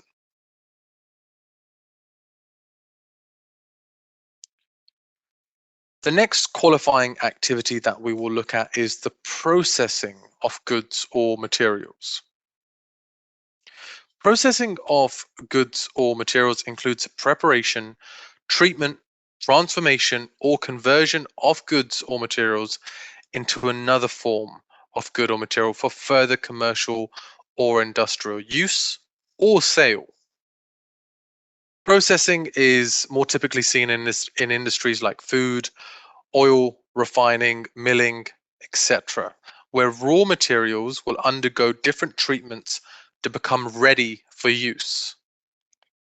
Processing can be for raw materials or semi-manufactured goods.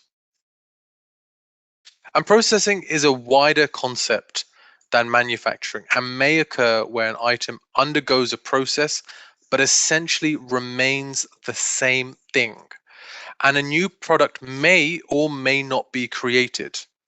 For example, rust proofing a car or freezing a food item before distribution, and also packaging for sale, where the underlying item remains the same, but there has been processing of that item.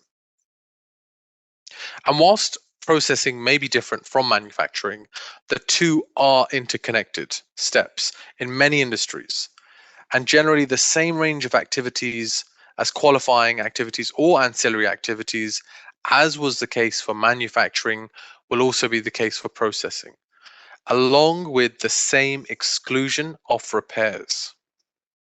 Also, the meaning of goods, as was discussed for manufacturing, will also apply for processing.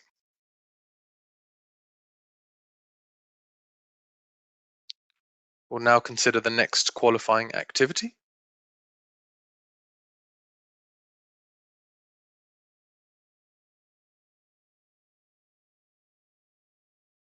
Moving next, we're going to focus now on trading of qualifying commodities. When we are referring to trading of qualifying commodities, this qualifying activity covers the physical trading activities of qualifying commodities and associated derivative trading used to hedge against risks involved in such activities. And what do we mean by qualifying activities for the purpose of the free zone framework? Here we are talking about metals, minerals, energy, and agriculture commodities that are traded on a recognized commodities exchange market, and they are traded in a raw form. When we are referring to raw form, we relate to commodities that are in their natural and unprocessed state, and no value has been added to the commodity.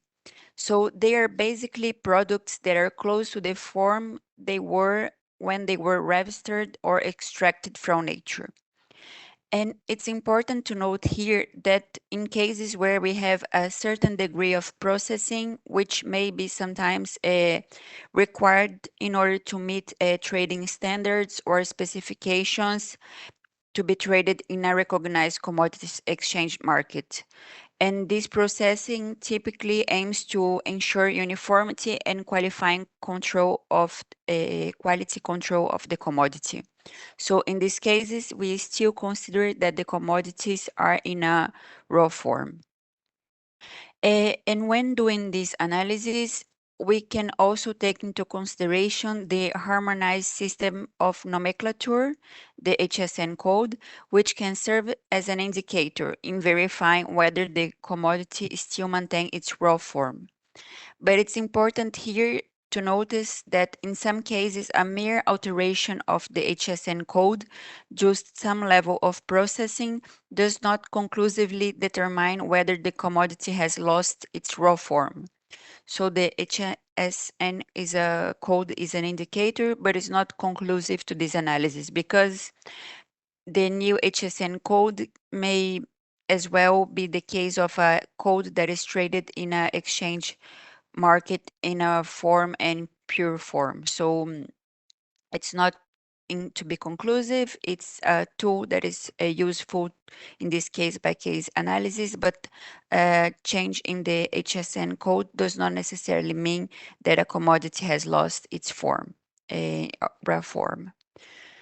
And also, when we are referring to a recognized commodities exchange market, we are referring to any commodities exchange market established in the UAE that is licensed and regulated by the relevant competent authority, as well as any commodities exchange market established and recognized outside of the UAE of equal standing.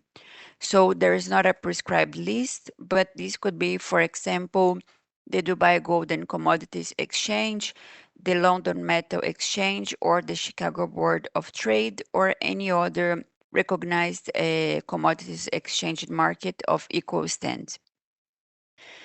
And also, it's important to bear in mind that the trading of qualifying commodities does not necessarily need to be performed on this exchange market per se, because of exchange transactions can be also treated as qualifying activities if the underlying qualifying commodity could have been traded on a recognized commodities exchange market as well. And when we are talking about qualifying activity of trading of qualifying commodity, this includes some of the following activities. So I'll give you a few examples. This could be the case of physical trading, buying and selling of qualifying commodities, the trading of associated derivatives to hedge risks. So, for example, in the case of using financial instruments like futures or options to protect against potential financial risks or loss that could incur in the commodity trading process. Also, the related ancillary activities. As we mentioned before, ancillary activities are the ones that are naturally and integrally complement to the main activity. So in the case of qualifying commodities, this could be, for example, warehousing, because this is a intrinsically related activity to the trading of qualifying commodities. So for instance, the storage or housing of qualifying commodities before they are delivered to the buyer, as well as the delivery, because the delivery is an activity naturally related to the trading of qualifying commodities. So when you have the transportation of the qualifying commodities to the buyer, for example. And now I want to guide you through a quick example to demonstrate an analysis of the raw form of a qualifying commodity. So in this example, we have our LLC, a free zone person that trades in cotton bales. And their cotton is harvested and ginned to remove seeds, and then the cotton is compressed into bales. So as you can see, there is some level of processing of the cotton. However, this is a minimum process, and in this case, the cotton still retains the raw form, and the cotton bales are traded on a recognized commodities exchange market. During the year, our LLC sells these cotton bales to OLLC, an RLC is considered engaged in the qualifying activity of trading of qualifying commodities. On the other hand, we have another entity, PLLC, another free zone person that trades in cotton bale. And this year, PLLC sells cotton fabric to CLLC.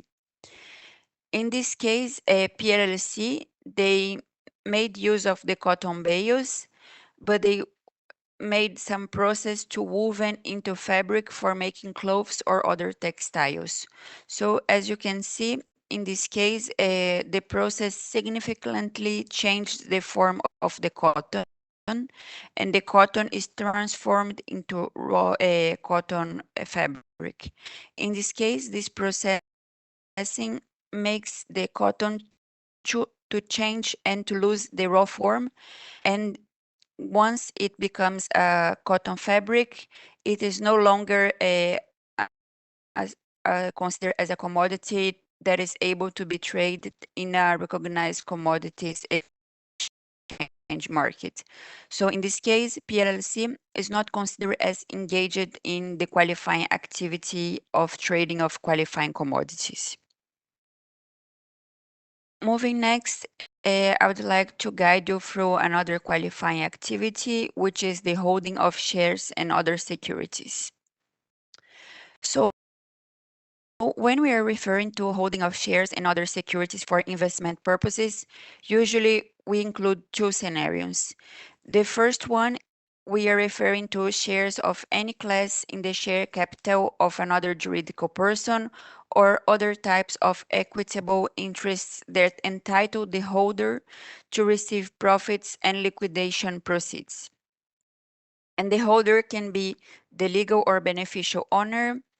And when we are talking about shares, this could cover ordinary shares, preferred shares, redeemable shares, membership and partners' interest, options, warrants, other types of securities, capital contribution, and rights. So as you can see, it's not a prescribed list, and these different types of shares could be included in this qualifying activity, as well as it could covers the negotiable and non-negotiable financial instruments that are or can be traded in a public or private market, that are convertible or exchangeable into a security, or which confer a right to purchase a security.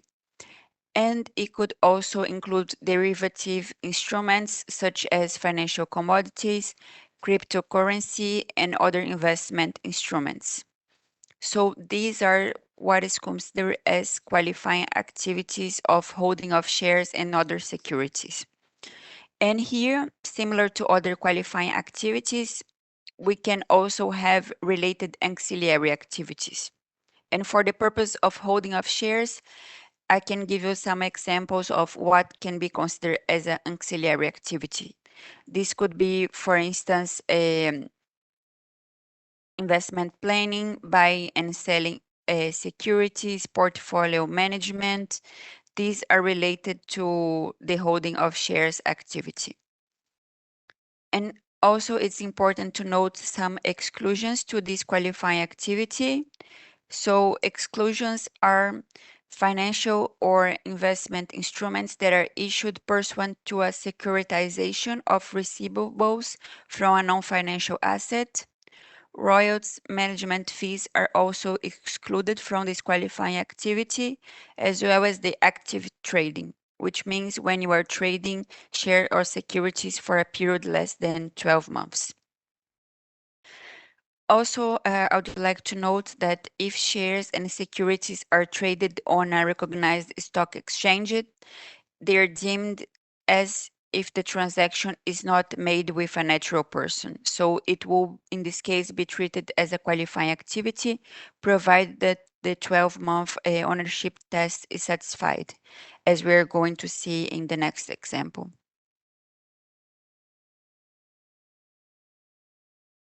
So in this case here, we have a ZLLC, a free zone person, which purchases 2% shares of JCO, a foreign company, in November 2024, with an intention to hold it for a 12-month period.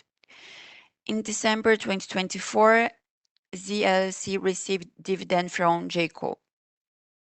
And ZLC has the intention to hold these shares for a 12-month period and treated those dividends as income from qualifying activity in the tax return to be filed for the January-December 2024 tax period.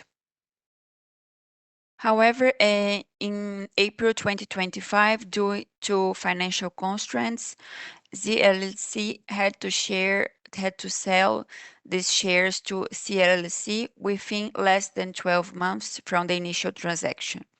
And in this case, ZLC realized a capital gain on the sale. As ZLC has failed to hold the shares for at least a 12-month period, dividend and capital gain won't be treated as derived from qualifying activities of holding of shares and other security, because one of the requirements to be considered as such would be that the shares were held for a 12-month period or longer. So in this case, this revenue will be treated as a non-qualifying revenue. And ZLC will be considered as a qualifying free zone person for the January to December 2024 tax period, only if it continues to meet the de minimis requirements. So here in this practical case, you need to analyze whether the non-qualifying revenue meets the de minimis requirements. And just as a side note, since this case we are talking about ownership of less than 5%, the LLC could not claim the participation exemption. Moving next, I would like to guide you through another qualifying activity for the purpose of the free zone framework, which is the ownership, management, and operation of ships. So what is comprised in this qualifying activity? Here, when we're talking about ownership, management, and operation of ships, we are referring to ships used in international transportation of passengers, goods, or livestock, towing activities, as well as provision of general assistance to ships, dredging activities, offshore oil field and maritime services, leasing and chartering of ships on bareboat basis, shipbroking, organizing and overseeing voyages where it's treated as an auxiliary activity. So as you can see, there is a wide range of activities that can be considered as qualifying activities for the purpose of shipping activities. But it's important to note that this activity does not include ships that are used for local transportation or leisure or recreational purposes, or floating hotels, restaurants, or casinos, and also it does not include the leasing of shipping containers. It's also important to stress that this is one of the qualifying activities under which transactions with natural persons are not considered as excluded activity, and they may benefit from the 0% corporate tax on qualifying income. And here, since we are referring to ships, we need to understand what we mean by ships. When we are referring to ships, we have a wide interpretation. So we are referring to any structure normally operating or setting for operating in maritime navigation, regardless of its power and tonnage. So when we are referring to ships, we also include tugboats, barges, and other types of vessels that are used for marine transportation or to transport goods or passengers from vessels. And when we are referring to international transportations, we mean the movement of goods or persons beyond the territorial waters of the UAE. And transportations between two ports in the UAE, for example, when we have a cruise shipping sailing from Abu Dhabi to Dubai, this would be considered to be international transportation, provided that is an integral part of the transportation involving a broader itinerary that also includes ports outside of the UAE. So just to make this clear, I would like to guide you through this example related to ships used for international transportation, because this is a very current practice. So in this case, we have PLLC, a free zone person that operates a fleet of ships that offer round-trip travel packages between ports in Dubai, Abu Dhabi, Doha, and Manama. And in these cases, passengers can enjoy multiple specialty restaurants, shows, and other entertainment amenities as they travel back to their port of origin. So in these cruise ships, they are navigating throughout different countries. And PLC ships transport through non-UAE ports. So in this case, it doesn't fall within the exclusion for local transportation. And also in this case, the ships are not considered as floating hotels. So the transportation here includes natural persons, but as I mentioned before, the qualifying activity of ships, it's considered one of these exclusions. So the ownership, management, and operation of ships is not considered as an excluded activity for the purpose of the free zone framework. So to conclude, a PLC will be considered as performing a qualifying activity of ownership, management, and operation of ships. And now to guide you through a different example, as this ownership, management, and operation of ships is quite a broad qualifying activity. I wanted to mention an example from the offshore off-field and maritime services industry.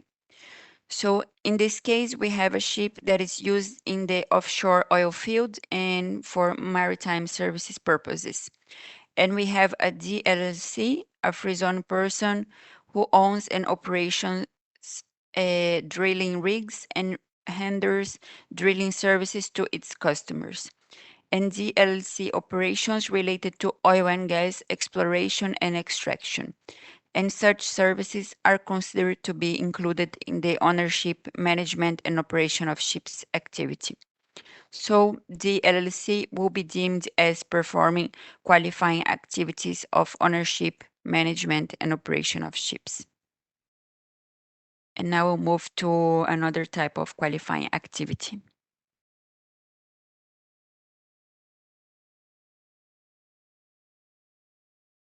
The next qualifying activity that we'll be looking at will be reinsurance services. So reinsurance services are reinsurance operations which are regulated under Federal Law number 6 of 2007. This is the activity of assuming all or part of a risk undertaken by another insurer or reinsurer under a contract or policy of insurance or reassurance on the basis that this is subject to regulatory oversight of a competent authority in the UAE. Any income which is earned by virtue of conducting reassurance services will be considered as income generated from a qualifying activity. So what does a qualifying activity of reinsurance services include? Well, it includes the underwriting of premiums, salvage and subrogation recoveries, claim handling or management, and also loss adjustment. There are also activities listed on the slide which can be considered as ancillary activities on the basis that these naturally and integrally complement the main qualifying activity and meet the condition for ancillary activities. A few examples of these would be investing activities, which would be the investing of premiums received from insurers in bonds, stocks, real estate, and other financial instruments that provide a return until they need to pay out claims. So the reinsurer would need to pay out claims. Also, actuarial services, where reinsurers evaluate and forecast future risks and losses, or even offer these as a service. Additionally, there may be other services offered, such as risk management to other insurance companies.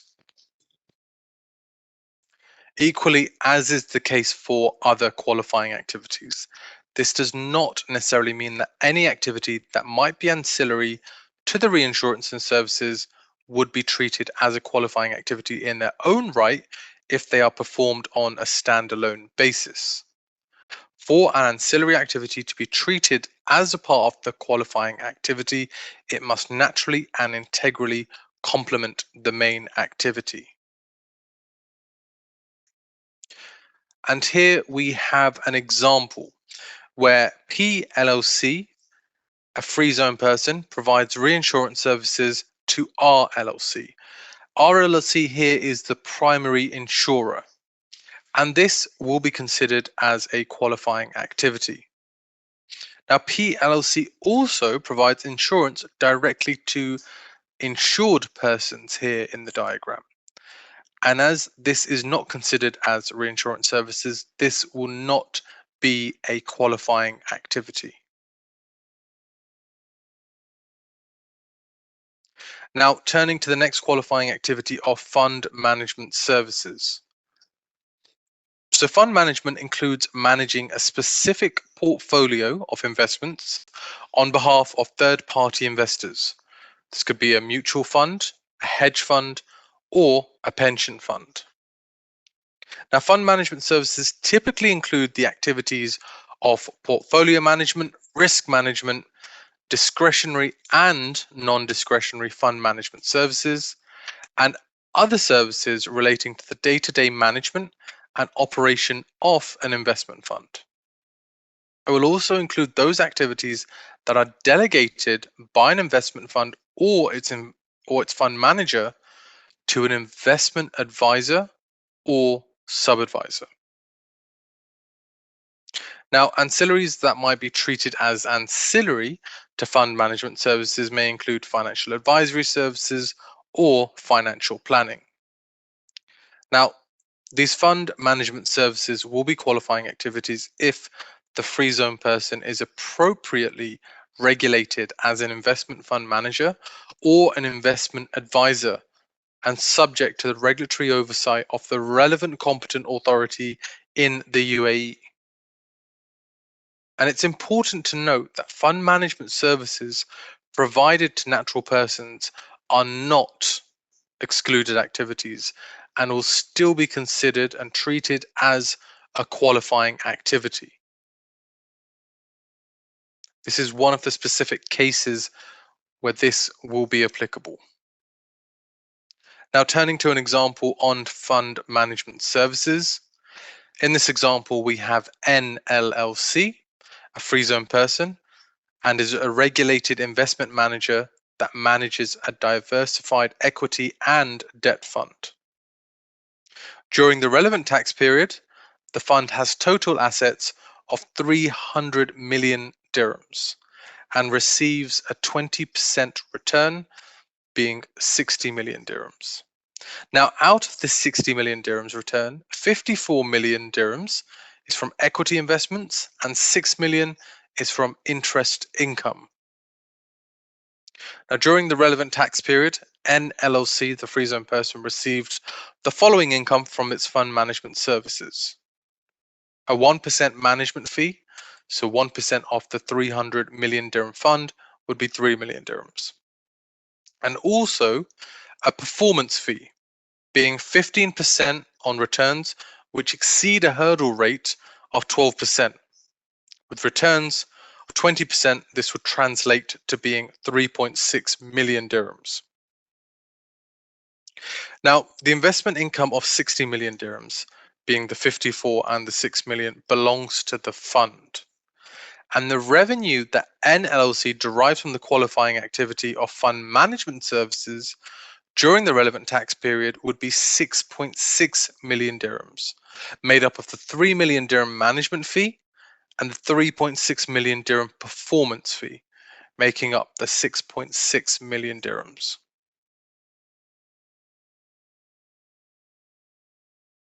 Now, turning to a slightly different example on the delegation of fund management services.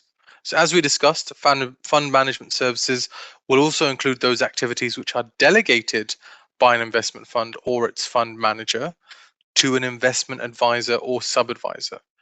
And this example will illustrate this. So we have MLLC, a free zone person.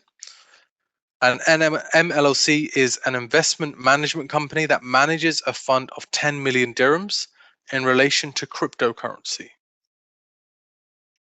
MLLC lacks up-to-date expertise in this example in the cryptocurrency sector, which they consider as crucial for the fund's performance. So MLLC decides to delegate the management of 20% of this fund, 20% of the 10 million dirhams being equivalent to 2 million dirhams, to CLLC, which is a cryptocurrency specialist.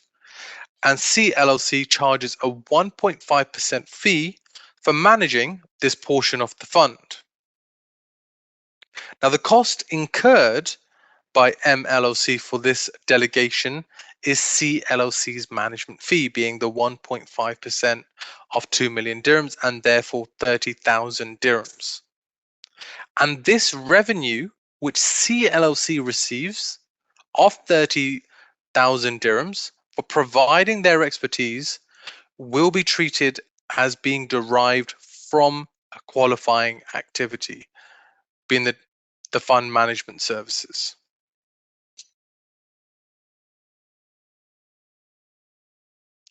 Turning to the next qualifying activity, we have wealth and investment management services. Wealth and investment management is a holistic service that encompasses all parts of a person's financial life and extends beyond just investing.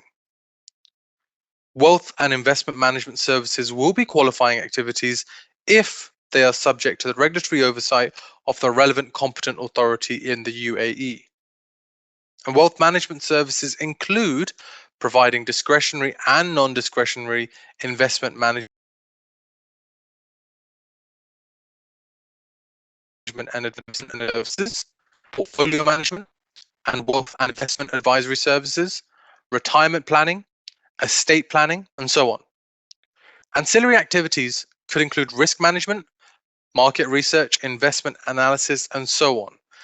And as with other ancillary activities, it does not necessarily mean that any activity that might be ancillary to wealth and investment management services would be treated as a qualifying activity in its own right if performed on a standalone basis.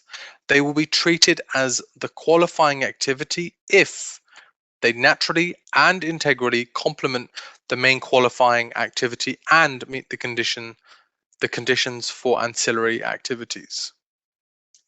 And importantly, wealth and investment management services provided to natural persons are not excluded activities and will be qualifying activities. So again, here in this qualifying activities, we see the same case where the same exception, where wealth and investment management services which are provided to natural persons will not be considered as excluded and will still be considered as a qualifying activity. Turning now to an example, and here we have a family office. Here, ALLC was established as a single family office to exclusively manage the financial and personal needs of a single family.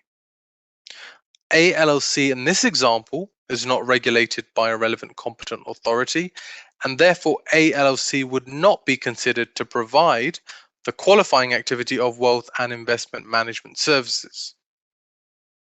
Now, if I contrast this with another situation where a family office exists, which is regulated by a relevant competent authority, then it could be considered to provide this qualifying activity, as it would be regulated in that instance. We'll now turn to the next qualifying activity.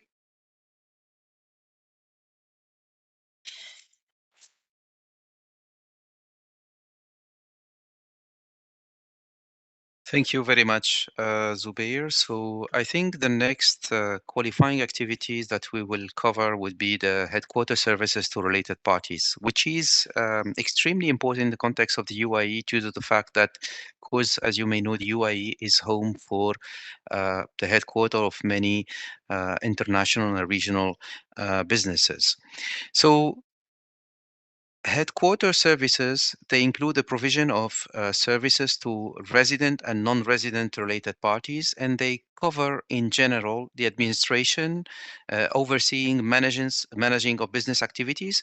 Also, they cover the providing senior and general management services, captive insurance services, providing, of course, procurement services. So managing the procurement process across the, the various group entities, and also incurring expenditure on behalf of related parties, whether these expenditure are incurred in respect of marketing, HR, accounting, etc.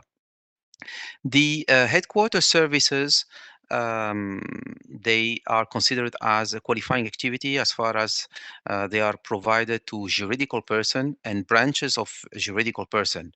The recipient of headquarter services also include foreign and domestic permanent establishments, so branches within the UAE and branches, of course, outside the United Arab Emirates.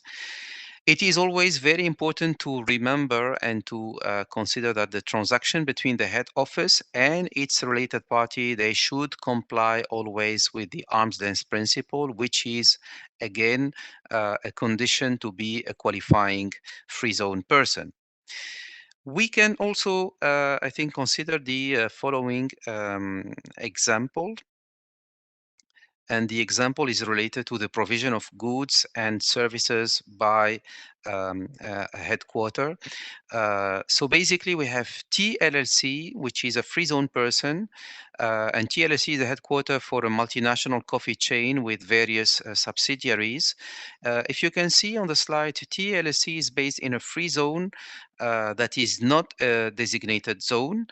TLSC provides support services, so HR, marketing, etc., to the various subsidiaries, which are, of course, related party, for a single, lump sum fee. TLSC also procures and distributes its own coffee blends to the subsidiary to ensure quality consistency. And these, coffee blends, they are sold to the subsidiary as goods at a separate price. While both the services and the goods, they originate, of course, they are provided by TLLC, which is the headquarter. In respect of the qualifying activity, that is the headquarter services related to related parties, only the rendering of the headquarter services would be considered as a qualifying activity. The selling of the goods will not be considered as a qualifying activity due to the fact that the activity in that case is a distribution and it is performed, not from a designated zone, because TLC is not based in a designated zone. So the selling of goods will not be considered um, uh, as a qualifying income. The following activity, which is also extremely relevant in the UAE context, and that is also considered as a qualifying activity, is the treasury and financing services to related parties. Basically, the treasury and financing services, they include a certain number of services as clarified by the ministerial decision 265 of 2023.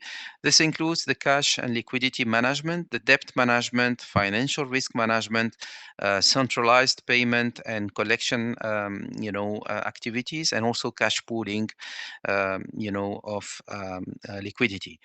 The services, they should be provided to related parties. And again, as for the previous activity, which is headquarter activity, the related party is limited to juridical person and branches of juridical person as per the transfer pricing rules. The scope also extends to include foreign and domestic permanent establishment. Very important point to mention is that the treasury and financing services to related party, it covers also self-investment income from self-investment, and we will deal with this in the following slides. Shareholder loans, they fall within the scope of financing services. And of course, there is no threshold for loans that must be granted to be considered as a qualifying activity. And in this respect, the fees or the interest that is derived, the income that is derived from shareholder loan will be considered as qualifying income, subject to meeting all the requirement for the qualifying free zone person. And as mentioned the previous slide for the previous activity, the transaction between the related party, they should always comply with the arm's length principle in order to be considered as a qualifying income for the sake of the free zone regime and for the sake of this particular qualifying activity. I think I talked about self investment, and there is an example here. So basically, if we have ULLC, which is a free zone person, ULLC will deposit its own working capital in interest-bearing bank account and generate interest income. The interest income will be treated as rising from the qualifying activity of treasury and financing services, provided that the free zone person, ULLC, maintains adequate substance in relation to that particular activity. And this, of course, has been also clarified in the corporate tax guide on free zone person. The next example is about cash pooling, and we have in this example PLLC, which is a free zone person, which performs treasury and financing services for its group entities, including cash pooling services. PLLC maintains and operates centralized cash management system. We have RLLC, which is a subsidiary of PLLC in country A, and it has a surplus cash of 2 million dirham. CLRC, a subsidiary in country B, has a cash shortfall of equivalent to 1.5 million. So instead of borrowing funds from external parties, CLRC access the surplus of RLC via centralized pool managed by PLLC.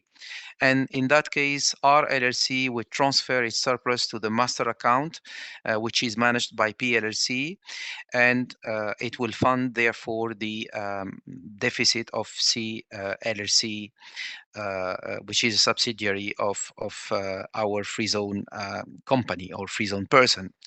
PLLC, in this case, the free zone person will be considered to perform qualifying activity in relation to the treasury and financing services of, to related parties, and the fees generated by PLLC from the centralized cash management system charged to CLLC or RLLC will be considered as qualifying income, subject, of course, to meeting all the other requirement to be considered as a qualifying free zone person, including, again, to be aligned with the arm's length principle and considering all the transfer pricing rules.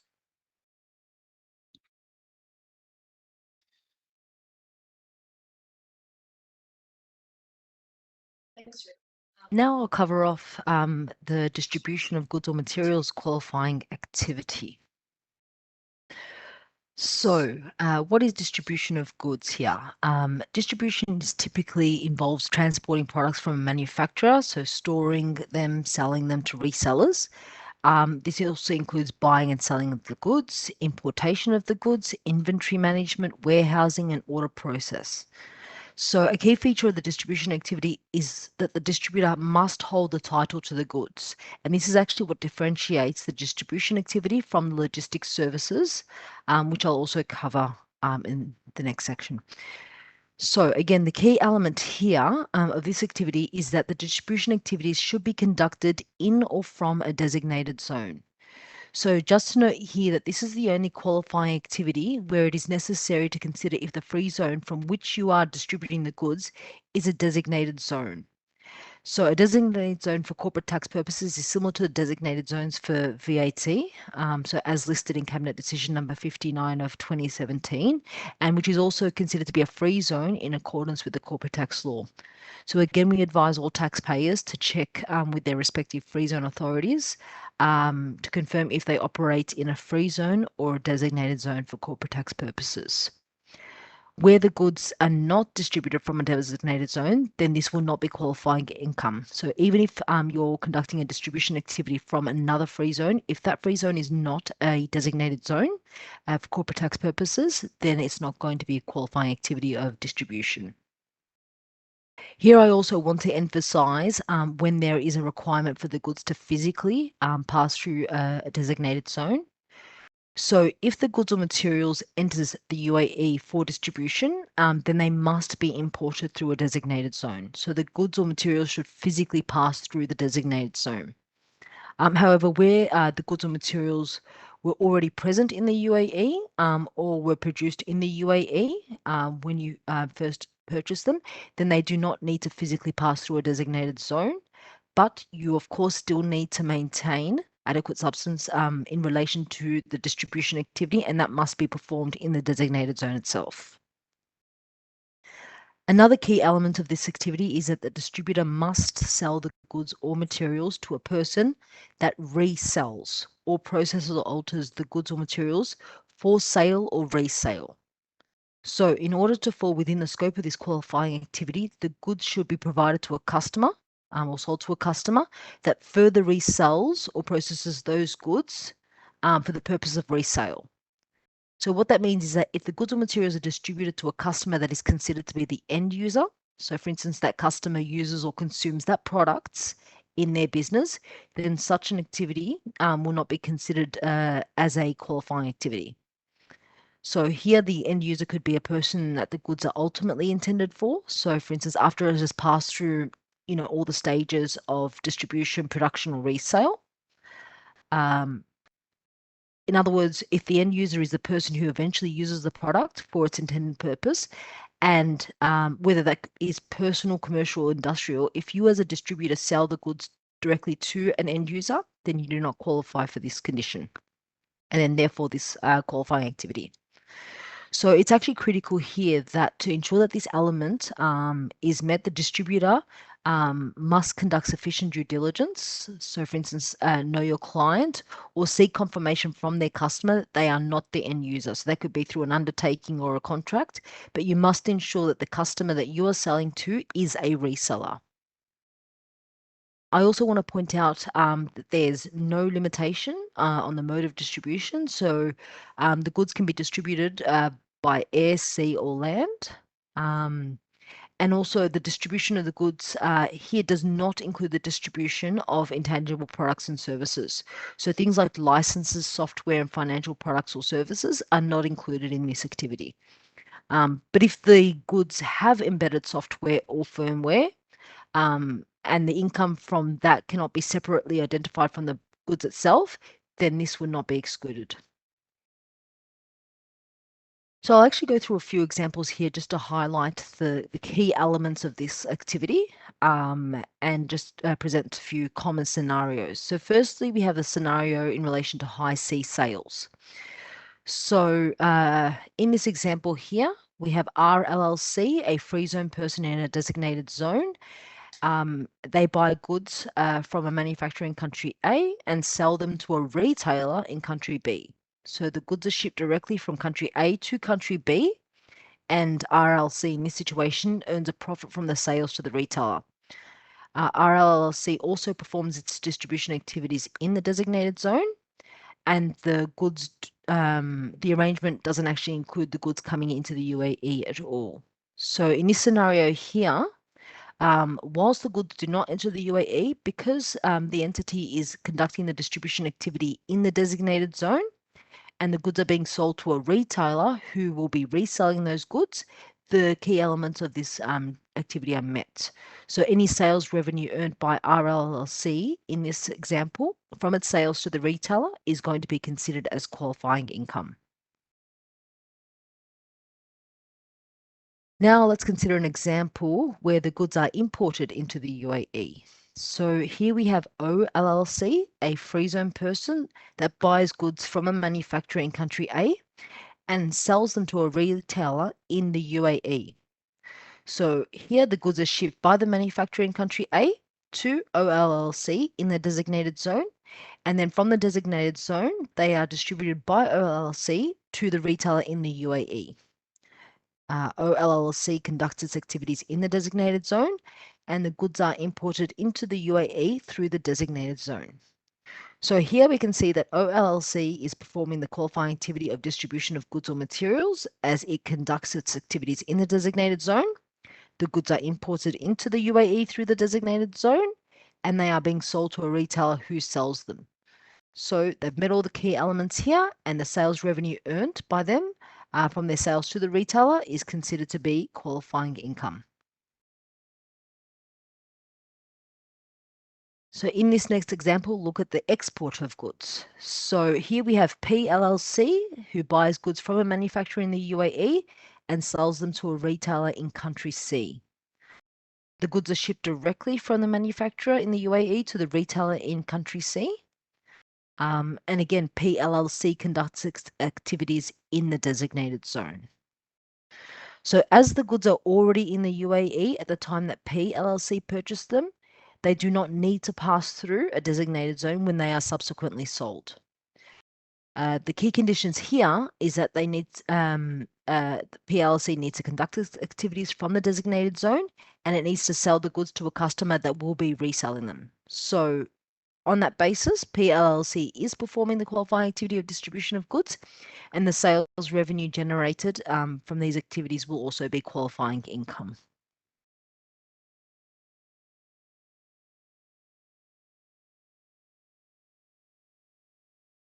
The next example is in relation to distribution of goods or materials within the UAE. So here we have, sorry, I don't think that's,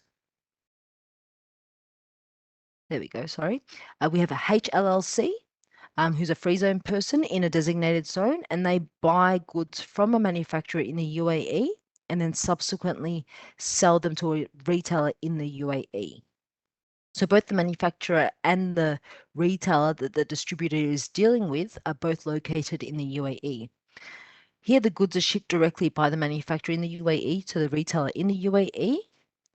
And HLLC critically conducts its distribution activities in the designated zone.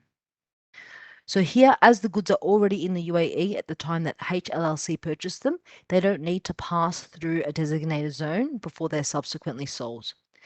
So the key things here that we need to make sure are met is that HLLC conducts its activities from the designated zone and that it sells the goods to a customer that will be reselling them. So those two conditions are met. So on that basis, HLLC is performing the qualifying activity of distribution of goods, and the sales revenue generated from these activities will be qualifying income.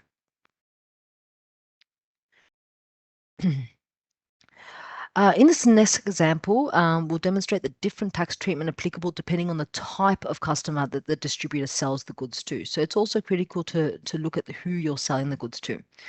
So here we have ZLLC, who is a free zone person in a designated zone, and they're engaged in the distribution of laptops. So they sell laptops. So during the year, they sold laptops to JLLC, who's a juridical person. And JLLC sells laptops to other persons, so they're a reseller. They also sold laptops to CLLC, who is a juridical person, but they purchase the laptops for their own employees to use, so not a reseller. And then finally, they sold some laptops to natural persons who are obviously using them for their own use. So here, a key condition, as mentioned earlier, is that this activity, that these goods must be sold to someone who is not the end user. So ZLLC's customers must be someone who will resell or process these goods or these laptops for resale. So on this basis, the sale to CLLC does not meet this condition as their employees are actually using the laptops. So C LLC is considered to be the end user. And of course, the sales to the natural persons also will not meet this condition. So here, the only transaction that will be qualifying income will be the transaction with JLLC, who is buying the laptops from ZLLC to resell to its own customers. And therefore, that condition is met, and it's a qualifying activity of distribution.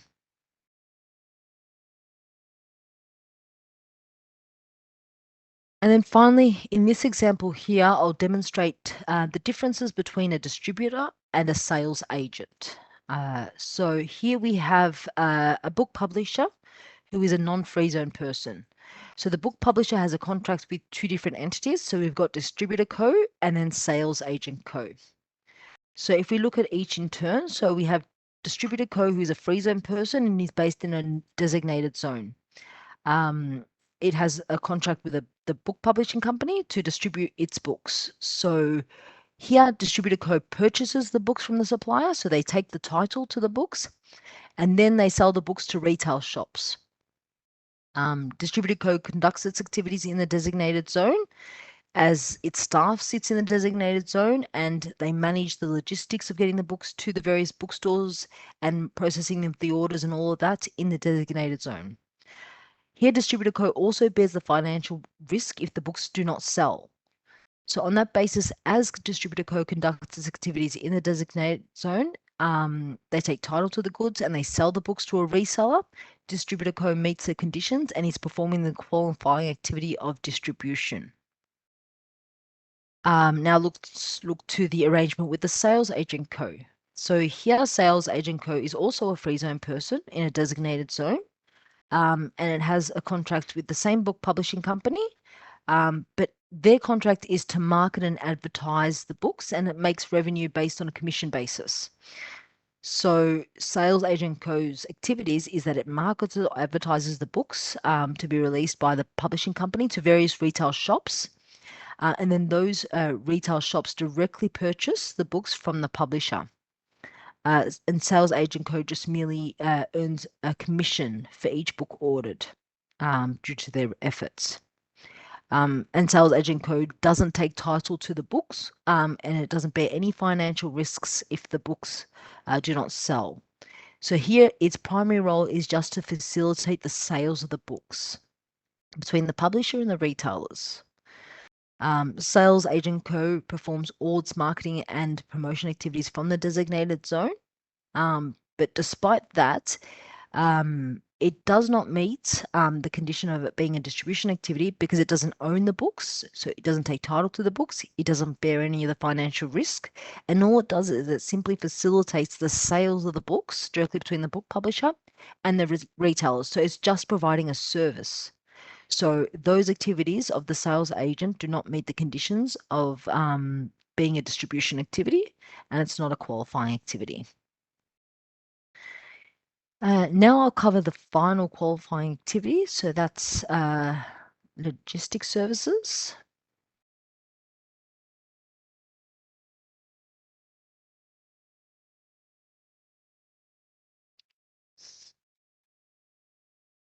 Sorry, just a moment.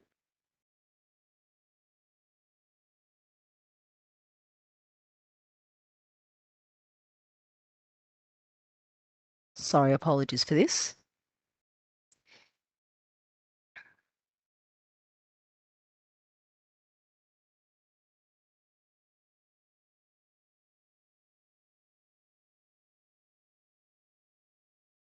So just while the slides are coming up, I'll just explain a few things about logistics. So logistics services, I want to really differentiate logistics services to distribution activities. Thank you very much. So logistics services really includes the storage and transportation of goods or materials on behalf of another person. But here you don't take the title to the goods or materials from that other person. So logistics services include activities such as cargo handling, warehousing, container storage, transport agency services, customs brokerage services, order and inventory management, freight forwarding services and brokerage services, document preparation, packaging and unpackaging, and other related services to logistics. So here I just want to highlight a few key differences between the logistics activity and the distribution activity that we just went through.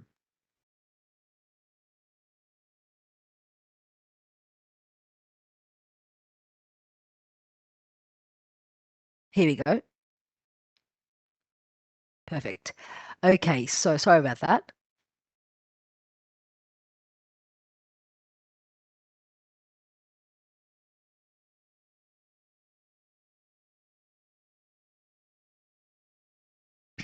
Okay, hopefully it just stays on this slide.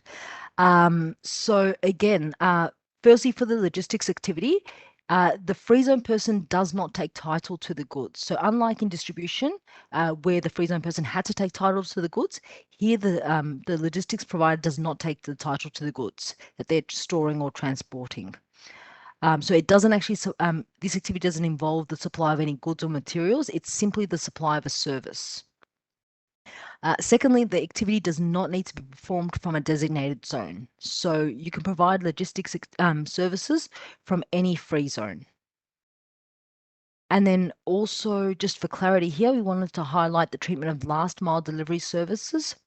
So where the free zone person performs most of its activities, so the logistics activities from a free zone for its customers, in the UAE or outside a free zone, or for foreign customers, but provides the last mile delivery services outside the free zone in the UAE or in the foreign country, the last mile delivery services will still form part of the free zone person's logistics services and is a qualifying activity as well. And again, similar to distribution, there is no limitations on the mode of delivery, so it can be by air, sea, or land. However, I just want to point out here that logistics services do not include the movement of people. So it's only in relation to the movement of goods or materials.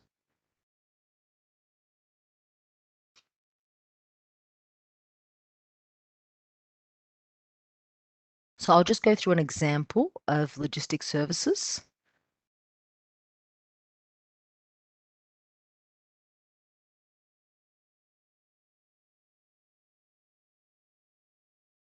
Sorry, just a moment.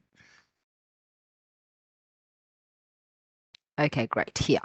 So we have RLLC, so a free zone person, and they provide logistics services for goods and personnel. So during the year, RLC provided the following services to HLLC, a non-free zone person. So they transported some goods for 1.5 million dirhams. They warehoused some goods and charged 1.7 million dirhams.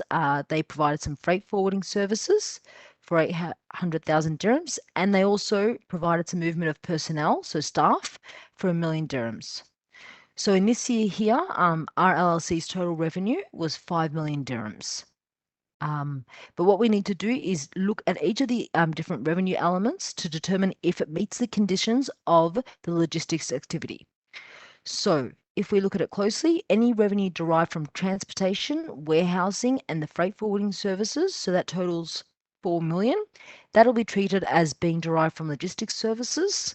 However, the revenue generated from the movement of the personnel of 1 million dirhams will not be treated as being derived from logistics services, and that will be non-qualifying revenue.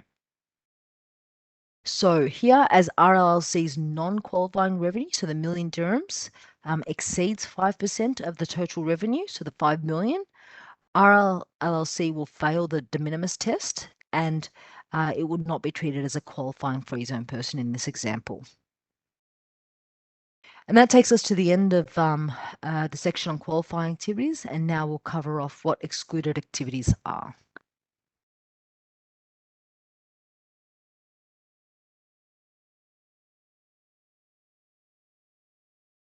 So now we are going to provide you more details about what are excluded activities for the purpose of the free zone framework.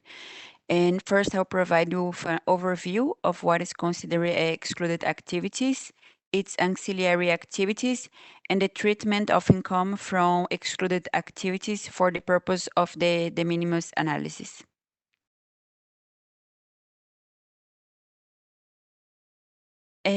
The free zone framework provides a prescribed list of what is considered as an excluded activities.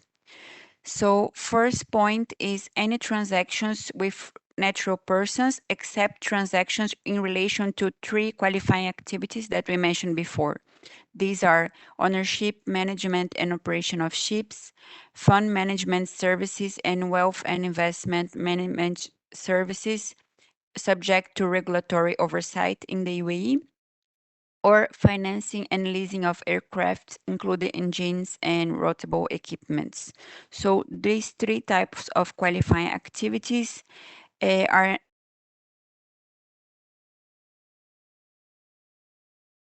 an extent transaction are considered as qualifying activities. Second excluded activity relates to banking activities. Then insurance activities are also excluded other than reinsurance services and captive insurance related activities that form part of headquarters services to related parties.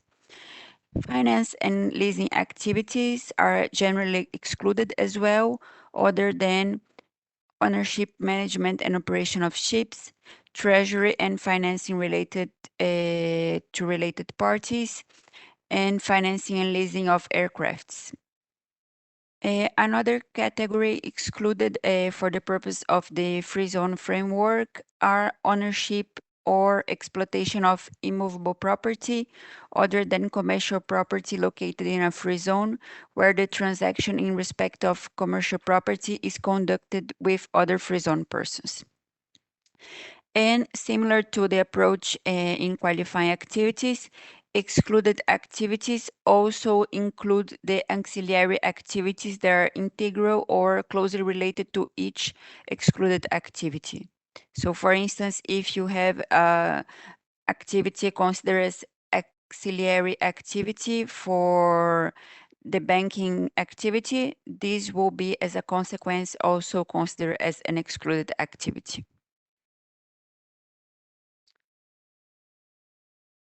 So moving next, I'm bringing again the same chart, but here the idea is just to mention to you how the excluded activities are considered for the purpose of the de minimis analysis. So revenue from excluded activities is treated as non-qualifying revenue for the purpose of the de minimis calculation, unless the revenue is attributable to a free zone person, foreign permanent establishment, or domestic permanent establishment, or pertains to immovable property in a free zone that does not generate a qualifying income. In any other circumstances will be considered for the purpose of the de minimis calculation. And now we're going to provide you a few examples with respect to transactions with natural persons. As I mentioned, in general, transactions with natural persons are treated as excluded activity, exception in relation to 3 qualifying activities, which are ownership, management, and operation of ships, fund management services, wealth and investment management services, and financing and leasing of aircrafts. So here in this scenario, we're gonna analyze a transaction with natural persons and what is the treatment. Here we have FLC, a free zone person which deals in the trading of qualifying commodities and sells gold and silver to its customers.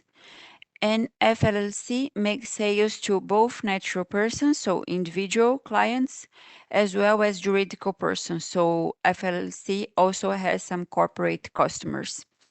In this case, FLC will need to segregate the sales to natural persons and juridical persons because sales to natural persons will be treated as excluded activities and will give rise to non-qualifying revenue, whereas sales made to corporate customers will be treated as qualifying activity of trading of qualifying commodity subject to 0% of corporate tax, provided that they met all the other conditions to be considered as a qualifying free zone person.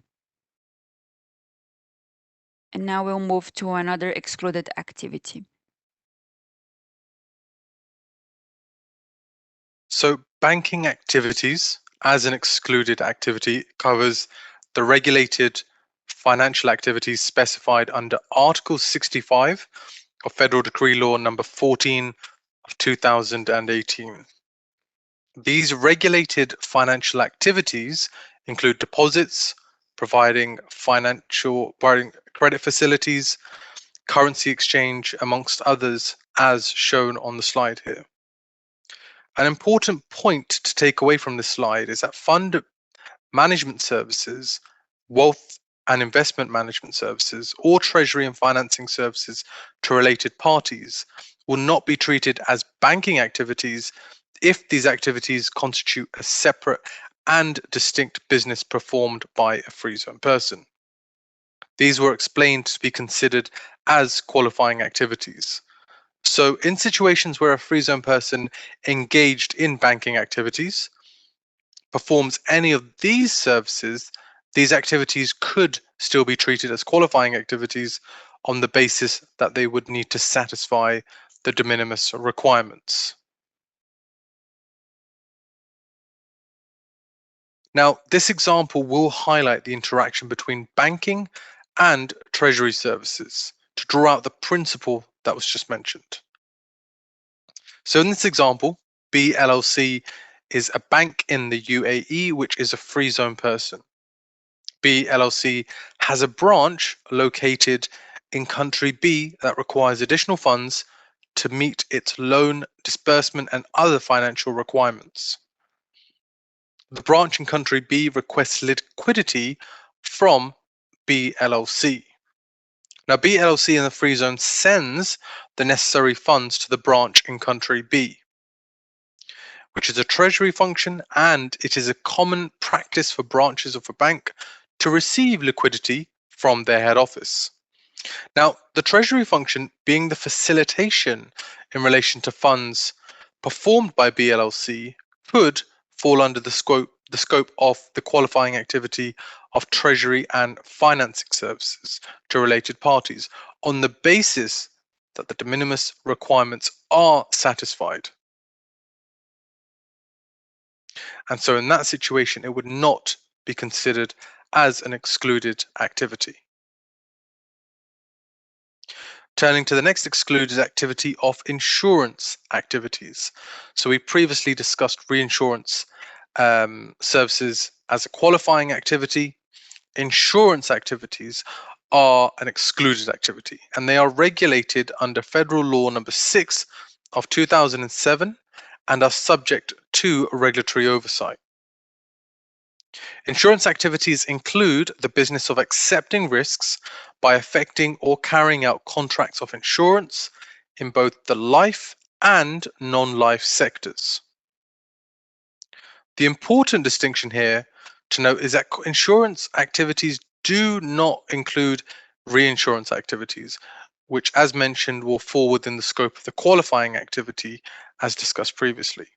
Insurance activities also does not include captive insurance, which falls under the qualifying activity of headquarter services to related parties. Reinsurance and captive insurance are specifically excluded from the scope of insurance activities and therefore can give rise to qualifying income. Now, putting this into practice in an example, we have a large multinational organization that's engaged in providing regulated insurance services and has several group entities.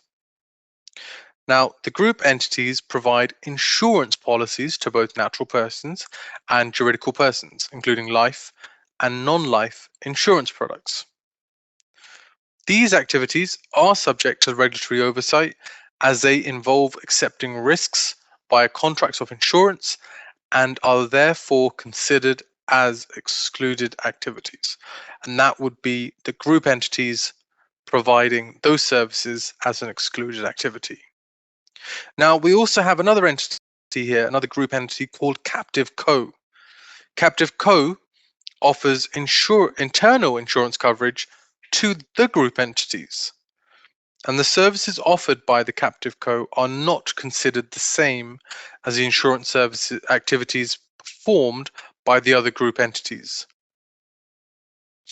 The activities of the captive co are instead recognized under headquarter services to related parties, as it provides only internal coverage within the corporate entities of the group. And therefore, these headquarter services can be treated as a qualifying activity. Again, keeping in mind that the de minimis requirements must still be met.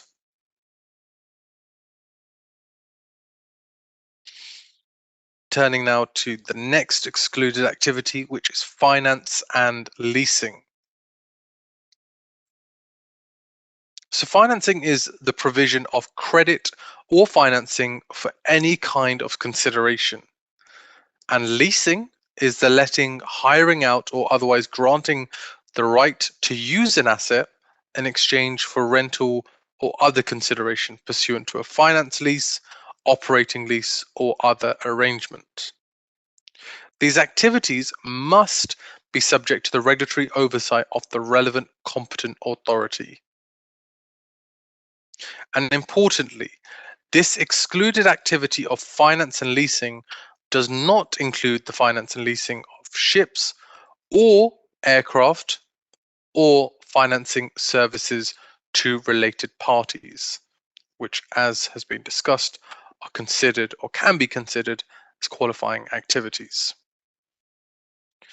Turning now to an example, we have a simple example here of O LLC, which is a free zone person, and a regulated lessor that leases cars, receives rental payments from third parties, and this income is considered as income from an excluded activity. And this highlights the excluded activity of financing and leasing in this scenario. Now passing on to the next section, passing to Ritha, who will discuss the taxation of a qualifying free zone person.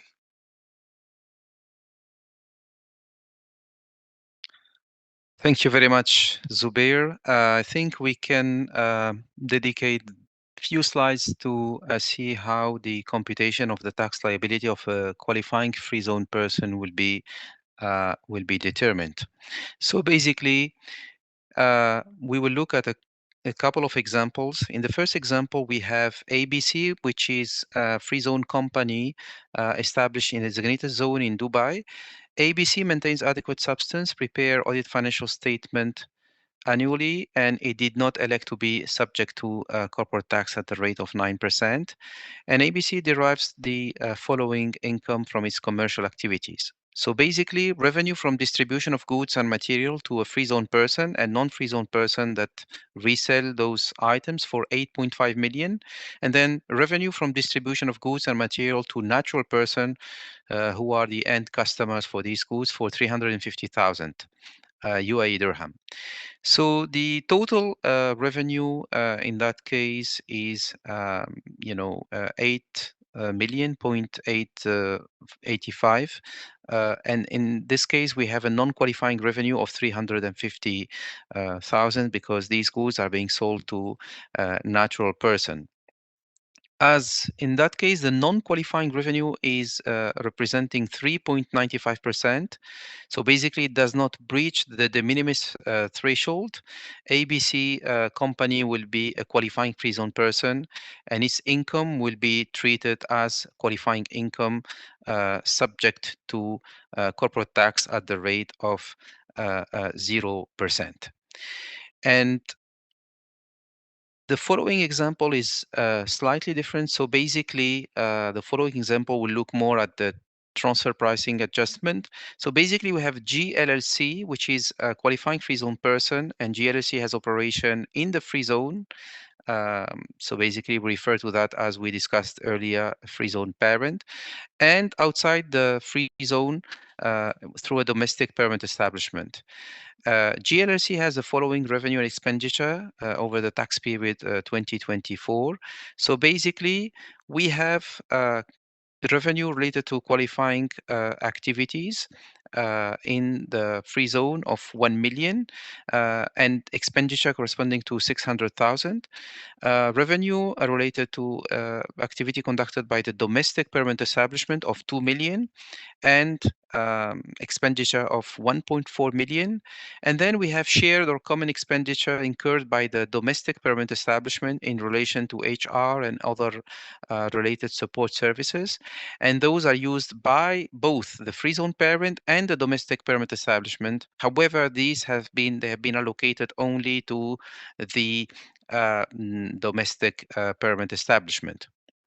In that case, of course, we have a total revenue of 3 million and total expenditure of 2.3 million. And of course, after applying an appropriate allocation key, since in this case, we are talking about shared expenditure related to HR services, the appropriate allocation key will be headcount, and then GLRC, it determines in that case that 50% of the common expenditure, they should be attributed also to the free zone parent. So 150,000 should be allocated to the free zone parent out of the 300,000 of expenditure incurred by the domestic permanent establishment. So in that case, if we apply the arm's length principle, GLRC would determine that the revenue and expenditure in financial statement for the period 2024, they should be allocated between the qualifying income and the taxable income. So between the free zone parent and the domestic parent establishment as follows.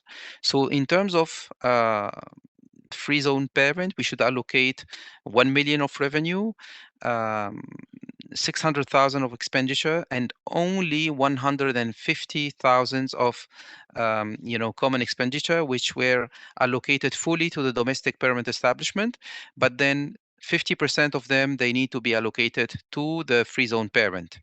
For the domestic parent establishment, we should allocate a revenue of 2 million, direct expenditure of 1.4 million, and only allocate 150,000 instead of 300,000, since half of these expenditure, they should be allocated to the free zone parents. And in that case, we will have a free zone parent profit of 250,000, which will be eligible to the 0% as a qualifying income, and 450,000 that of profit attributable to the domestic parent establishment, which would be subject to the corporate tax rate of 9%.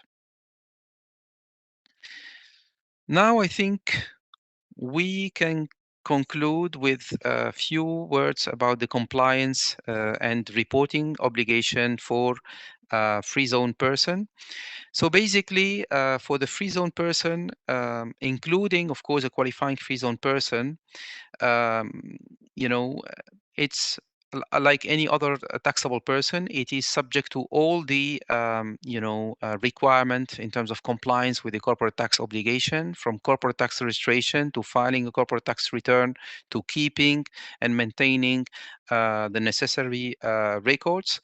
So basically, for the corporate tax registration, a free zone person must obtain and apply for corporate tax registration within the prescribed timelines to avoid any administrative penalties. And I think, of course, we have a decision, FTA decision number 3 of 2024, which prescribes certain timelines based mainly on the month of issuing the license, especially for entities or free zone person or entities that existed before the issuance of the decision, so before the effective date of the decision, which is 1st of March 2024.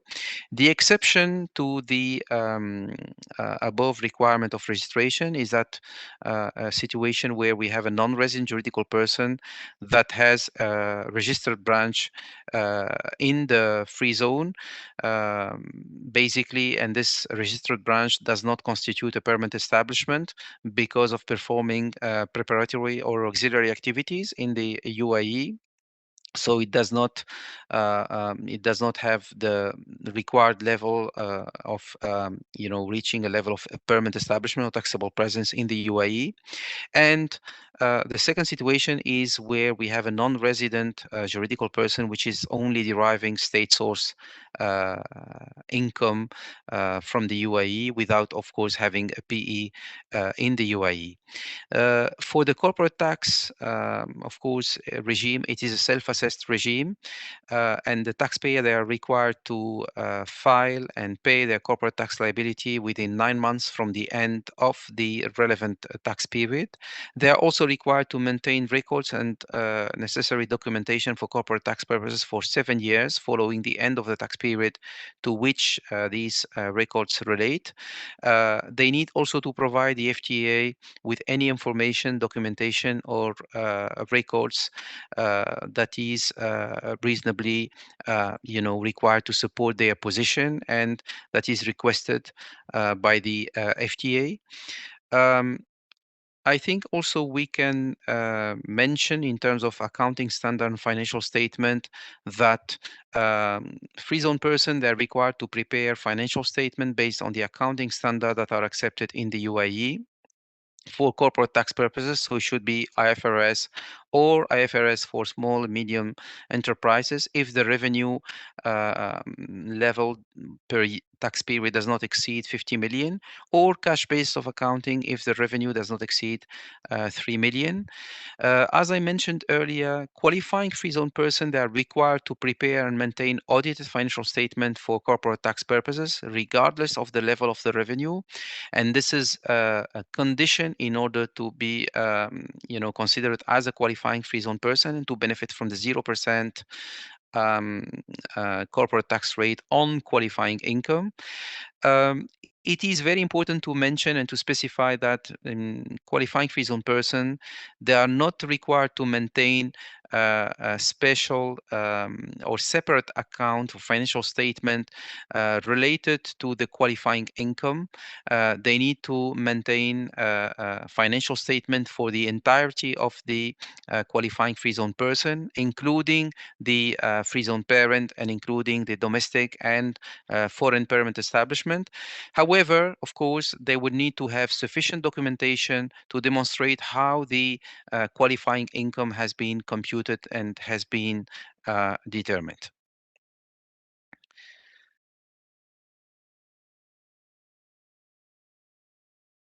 Thank you very much for your time, and thank you also to my colleagues who contributed to this webinar. And let me hand over to Mrs. Rhoda to convey a specific message about the communication channel with the FTA.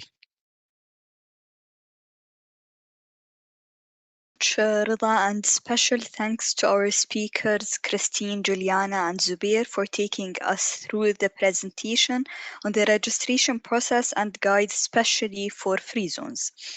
Ladies and gentlemen, to stay in touch with the Federal Tax Authority, please follow us on our official channels on social media platforms to know more about any workshops or webinars organized by the FTA in the future. You can take a screenshot of the screen and follow us to know more about the webinars.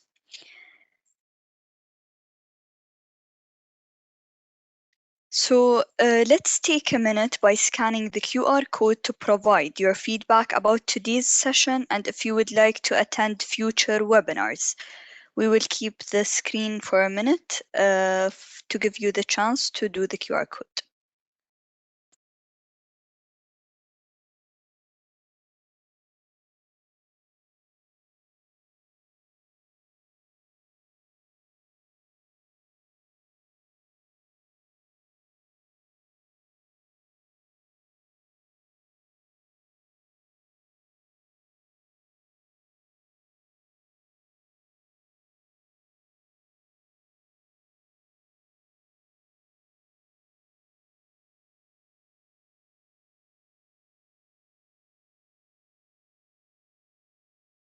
Thank you so much once again for attending today's session. Please make sure to visit our official website and keep an eye on our social media to know more about our events and activities in regard to corporate tax. Thank you so much and have a great day.